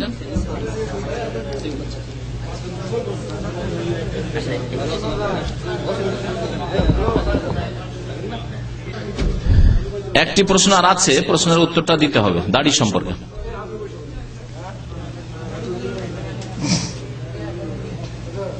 শান্ত হয়ে চুপচাপ খান আর প্রশ্নটা শোনেন। এক ভাই জিজ্ঞাসা করেছে, একজন লোক কথাই কথাই বলে তোর দাড়ি আমার বালের মতো, আউযুবিল্লাহ। যদি এই কথা কেউ বলে তাহলে সে মুসলমান নাই। যে নবী সাল্লাল্লাহু আলাইহি সাল্লামের অনুসরণে দাঁড়িয়ে রেখেছে, তার দাড়িকে কেউ যদি তার বালের মতো বলে, ভাষাটা বলতে খারাপ লাগছে, নোংরা লাগছে আমাকে, কিন্তু নাকলে কুফর না, বাস কুফরি কথা বলা কুফরি নয়, তো তার এটা কুফরি, তার ইসলাম থাকবে। নামাজ রোজা হজ যাকাত কিছুই কবুল হবে না যতক্ষণ তওবা করেও তার কাছে মাফ না চাইবে এবং আল্লাহর দরবারে ফিরে না আসবে।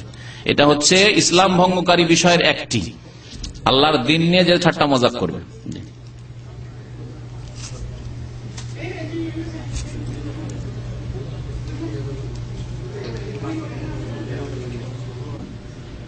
দাড়ি সম্পর্কে যদি কোনো প্রশ্ন থাকে আপনাদের, গত সপ্তাহের আলোচনায় আশা করি মনে আছে আপনাদের, তাহলে প্রশ্ন এখনই করতে পারেন। আর দাড়ি সম্পর্কে আর 2টি কথা আমি ততক্ষণ বলবো, 2টি কথা বলবো, ততক্ষণ আপনাদের যদি কোনো প্রশ্ন থাকে তো করতে পারেন। বিসমিল্লাহির রহমানির রহিম, আলহামদুলিল্লাহি রাব্বিল আলামিন, ওয়াসসালাতু ওয়াসসালামু আলা রাসূলিহিল কারীম ওয়া আলা আলিহি ওয়া সাহবিহি আজমাইন ওয়া মান তাবিআহুম বিইহসানিন ইলা ইয়াউমিদ্দিন, আম্মা বাদ। আল্লাহ পাক রব্বুল আলামিনের সমস্ত প্রশংসা, সালাত এবং সালাম নাযিল প্রিয় নবী সাল্লাল্লাহু আলাইহি ওয়াসাল্লামের উপর। দাড়ি সম্পর্কে একটি কথা হচ্ছে যে নবী করিম সাল্লাল্লাহু আলাইহি ওয়াসাল্লামের একটি হাদিসের আলোকে আর কোরআনে কারীমের একটি আয়াত, যা গত আলোচনায় পেশ করেছিলাম, এই আয়াত এবং হাদিসের আলোকে দাড়ি হচ্ছে আল্লাহ পাকের সৃষ্টিতে বিকৃতি ঘটানো বা পরিবর্তন করা, দাড়ি মুন্ডন করা। দাড়ি মুন্ডন করা হচ্ছে আল্লাহ পাক রব্বুল আলামিনের সৃষ্টিতে বিকৃতি ঘটানো। আব্দুল্লাহ বিন মাসউদ রাদিয়াল্লাহু তাআলা আনহু থেকে বর্ণিত হাদিস সহিহ বুখারী মুসলিমে রয়েছে। তিনি হাদিস বর্ণনা করলেন যে লান আল্লাহুল ওয়াশিমা ওয়াল মুস্তাওশিমা, আল্লাহ পাক লানত করেছেন যারা ওই সব মহিলাদের উপর যারা উল্কা বলে, মনে হয় নাকি যে উল্কি না, উল্কি লাগায় অথবা উল্কি লাগানো তলব করে, যাদের লাগানো হয় আর যারা এই পেশা করে তাদের উপর লানত করেছেন। যা হিন্দুরা করে, দেখা যায় ফিলিপাইনিদের পুরুষদের গায়ে দেখা যায়, অনেক মুসলিমরা করে। ওয়াল মুতানাম্মিসাত, এবং ওই সব মহিলাদের উপর লানত করেছেন যারা এই ভুরুর চুলকে চিকন করে সাজসজ্জিত হওয়ার জন্য। মহিলারা এইসব কাজ করে, তাই না, এটাকে চিকন করে, তাদের উপর লানত করা হয়েছে। যারা এই পেশা করে আর যাদের করা হয়, অর্থাৎ যারা বিউটি পার্লার খুলে রেখেছে তাদের উপর লানত রয়েছে এই কাজের জন্য, হারাম কাজের জন্য। আর যেসব মহিলারা ওখানে যায় আর এই করে নেই, ভুরু চিকন করে নেই সৌন্দর্য বাড়ানোর জন্য, তাদের উপর আল্লাহ পাকের লানত অভিশাপ রয়েছে, অর্থাৎ এগুলি হচ্ছে কাবিরা গুনাহ। ওয়াল মুতাফাল্লিজাত লিল হুসন, আর সৌন্দর্য বাড়ানোর জন্য যারা দাঁতকে ঘষে ঘষে চিকন করে, সুন্দর করে, ধারালো করে, তো তাদের উপর লানত রয়েছে। আর এগুলি মহিলারা করে, এই জন্য মহিলাদের সেগা শব্দ দিয়ে হাদিসে বর্ণনা করা হয়েছে, কিন্তু যদি পুরুষও করে তবুও তাদের উপর লানত রয়েছে। আল মুগায়্যিরাত খালকাল্লাহ, আর যারা আল্লাহ পাকের সৃষ্টিতে বিকৃতি ঘটায় তাদের উপর লানত রয়েছে। আল্লাহ পাকের সৃষ্টিতে যারা বিকৃতি ঘটায় তাদের উপর লানত রয়েছে। দাড়ি পুরুষদের জন্য হচ্ছে জিনত, সুতরাং যারা দাড়ি মুন্ডন করলো তারা আল্লাহ পাকের সৃষ্টিতে বিকৃতি ঘটালো, তাদের উপর লানত রয়েছে। এই হাদিস আব্দুল্লাহ বিন মাসউদ রাদিয়াল্লাহু তাআলা আনহু যখন বর্ণনা করলেন নবী করিম সাল্লাল্লাহু আলাইহি ওয়াসাল্লাম থেকে, ফাবাদা যালিকা ইমরাতাম মিন বনি আসাদ, আসাদ গোত্রের এক মহিলার কাছে এই খবর পৌঁছিল, যাকে উম্মে ইয়াকুব বলা হতো। সে বলল যে ইন্নাহু বালাগানি আনকা আন্নাকা লানতা কাইতা ওয়া কাইতা। আব্দুল্লাহ ইবনে মাসউদকে বলছে, আপনি নাকি এইরকম মহিলাদের উপর যারা এইসব কাজগুলি করে তাদের উপর লানত করেছেন এবং আল্লাহ পাকের লানতের কথা বর্ণনা করেছেন। তখন তিনি বলেন, ওমালি মান লানা রাসূলুল্লাহ সাল্লাল্লাহু আলাইহি ওয়াসাল্লাম ওয়া ফি কিতাবিল্লাহ, কেন আমি লানত করব না, অভিশাপের কথা বর্ণনা করব না যার উপর অভিশাপ করেছেন রাসূলুল্লাহ সাল্লাল্লাহু আলাইহি ওয়াসাল্লাম এবং সেটি কোরআনে কারীমে রয়েছে, আল্লাহর কিতাবে রয়েছে। আল্লাহর কিতাবে রয়েছে মানে কোরআনে কারীমে রয়েছে। ফাকালাত, সেই মহিলা বলল, লাকাদ কারাতু মা বাইনা লাহওয়া ইল্লা হাওয়াইন, আমি কোরআনে কারীম শুরু থেকে শেষ পর্যন্ত পড়েছি। মা বাইনা দাফফাতাইন বলা হবে, মা বাইনা লাহওয়াইন, এই দুই তখতা, এই একটা আর একটা, এই দিক থেকে ওই দিক পর্যন্ত পুরো কোরআনে কারীম পড়েছি। কোথাও তো পাইনি যে এই ধরনের নারীরা বা যারা আল্লাহর সৃষ্টিতে বিকৃতি ঘটায় আর সেগুলি এর উপর লানত হয়েছে, যেসব কথা বর্ণনা করা হলো এই হাদিসে। তখন ইবনে মাসউদ কি বলছেন শুনেন, বললেন, লাইন কুনতে কারাতি হে লাকাদ ওয়াজাদতি, তুমি যদি ভালো করে মনোযোগ দিয়ে কোরআন পড়তে তাহলে অবশ্যই পেতে। কোরআনে আছে কিন্তু তুমি মনোযোগ দিয়ে পড়নি, সেজন্য পাওনি। আমা কারাতে, তুমি কি পড়নি, এই আয়াত সূরা হাশরের আয়াত নম্বর 7 একটা অংশ, ওমা আতাকুমুর রাসূলু ফাখুযুহু ওমা নাহাকুম আনহু ফান্তাহু, যা রাসূল সাল্লাল্লাহু আলাইহি ওয়াসাল্লাম দিয়েছেন তা নিয়ে নাও, ওমা নাহাকুম আনহু, যা থেকে নিষেধ করেছেন তা থেকে বিরত থাকো। রাসূলুল্লাহ সাল্লাল্লাহু আলাইহি ওয়াসাল্লাম এইগুলি দিয়েছেন না দেননি? এইরকম পাপ যারা করবে তাদের উপর লানত হবে, এ কথা বলেছেন না বলেননি? আর রাসূলুল্লাহ সাল্লাল্লাহু আলাইহি ওয়াসাল্লাম যা দিয়েছেন তা গ্রহণ করতে কোরআনে কারীমে বলা হয়েছে, তাহলে কোরআনে কারীমে মওজুদ আছে এই বিধান। কিভাবে দলিল পেশ করলেন ইবনে মাসউদ রাদিয়াল্লাহু তাআলা আনহু। এখানে আরো রাসূলুল্লাহ সাল্লাল্লাহু আলাইহি ওয়াসাল্লাম দাড়ি দিয়েছেন না দেননি? অবশ্যই দিয়েছেন। যা রাসূল সাল্লাল্লাহু আলাইহি ওয়াসাল্লাম দিয়েছেন তা ফাখুযুহু, গ্রহণ করো। ওমা নাহাকুম, রাসূলুল্লাহ সাল্লাল্লাহু আলাইহি ওয়াসাল্লাম অগ্নি পূজকদের, মুশরিকদের, পত্তলিকদের যারা দাড়ি মুন্ডন করে তাদের বিরোধিতা করতে বলেছেন না বলেননি? ফান্তাহু, সুতরাং বিরত থাকো। আরেকটি হাদিস ইবনে আব্বাস রাদিয়াল্লাহু তাআলা আনহুমা থেকে শোনাবো দাড়ির ক্ষেত্রে। তাতে ইবনে আব্বাস রাদিয়াল্লাহু তাআলা আনহু বর্ণনা করেছেন যে লানা রাসূলুল্লাহ সাল্লাল্লাহু আলাইহি ওয়াসাল্লাম আল মুতাশাব্বিহাত বির রিজাল মিনান নিসা ওয়াল মুতাশাব্বিহিনা বিন নিসা মিনার রিজাল। হাদিসটি তিরমিজিতে রয়েছে এবং হাদিস সহিহ। বলছেন যে রাসূলুল্লাহ সাল্লাল্লাহু আলাইহি ওয়াসাল্লাম লানত করেছেন ওই সব মহিলাদের উপর যারা পুরুষদের বেশভূষা গ্রহণ করে, পুরুষদের সাদৃশ্যতা অবলম্বন করে। আর ওই রকমই ওয়াল মুতাশাব্বিহিনা বিন নিসা মিনার রিজাল, ওই সব পুরুষদের উপর লানত করেছেন রাসূলুল্লাহ সাল্লাল্লাহু আলাইহি ওয়াসাল্লাম, আল্লাহর রহমত থেকে বঞ্চিত হওয়ার দোয়া করেছেন। আল্লাহর রহমত থেকে বঞ্চিত কেরা?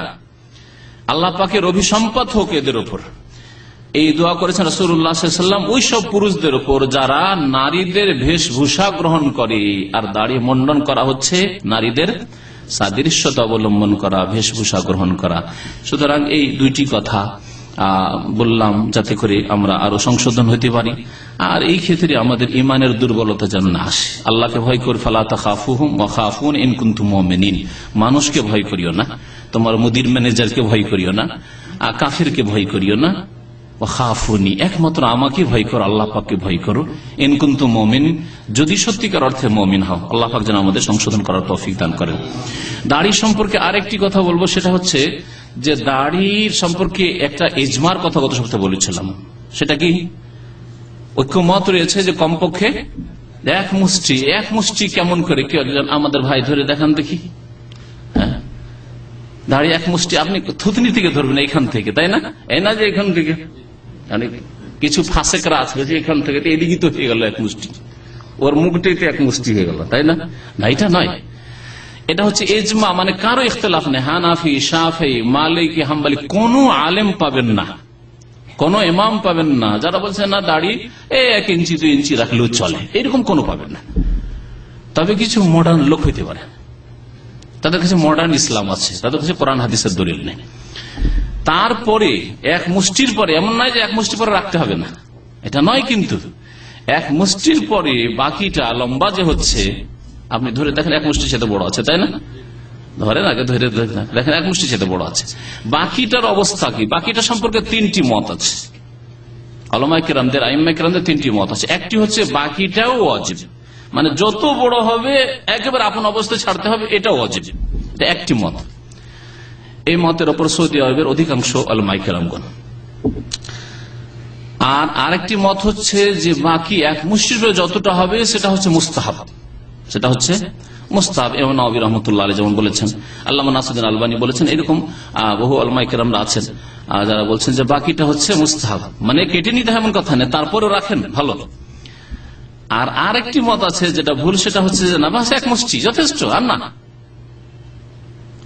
তো এই দাড়ি সম্পর্কে মোটামুটি আমার জ্ঞানে যতটুকু বলার প্রয়োজন ছিল আশা করি বলা হয়েছে। এছাড়া যদি আর কোনো প্রশ্ন থাকে, এই বিষয়গুলি প্রশ্ন গত সপ্তাহে হয়তো উঠতো বা কেউ কেউ জিজ্ঞেস করছিলেন, বক্তব্যের পরে সময় ছিল না, সেজন্য স্পষ্ট করে দিলাম যে দাড়ি বাড়ান যেমন নবী করিম সাল্লাল্লাহু আলাইহি ওয়াসাল্লাম বলেছেন এবং নবী করিম সাল্লাল্লাহু আলাইহি ওয়াসাল্লাম বাড়িয়েছেন। দাড়ি সম্পর্কে, হ্যাঁ দাড়ি সম্পর্কে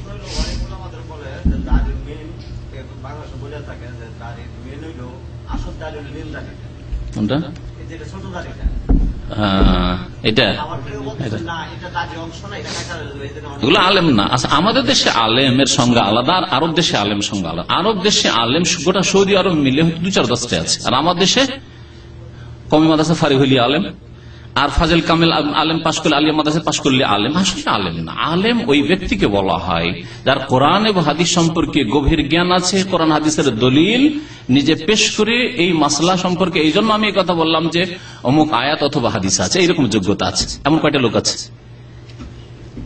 মাদ্রাসা ফারিগ হয়ে আসে, দাওরা ফারিগ হয়ে আসে, আর কামেল টাইটেল পাশ করে আসে, আসার পরে এখানে আরবি বলতে পারে না, ফি মাফি আপনাদের মতোই আরবি বলে, আনা ফি রু আনা ফি কালাম, তারপরে বলে আলেম? কখনো না। তাহলে আলেমের সংজ্ঞা আসলে আমাদের দেশে ভুল। মাদ্রাসায় পড়লে আলেম হয়ে যায়, মসজিদে ইমামতি করলে আলেম হয়ে যায়, এগুলি ভুল ধারণা। সেই জন্যই আপনারা তো ডাক্তার সবাইকে মনে করেন ডাক্তার, যারা আসলে মেডিকেল কলেজে পড়াশোনা করে তারাই ডাক্তার।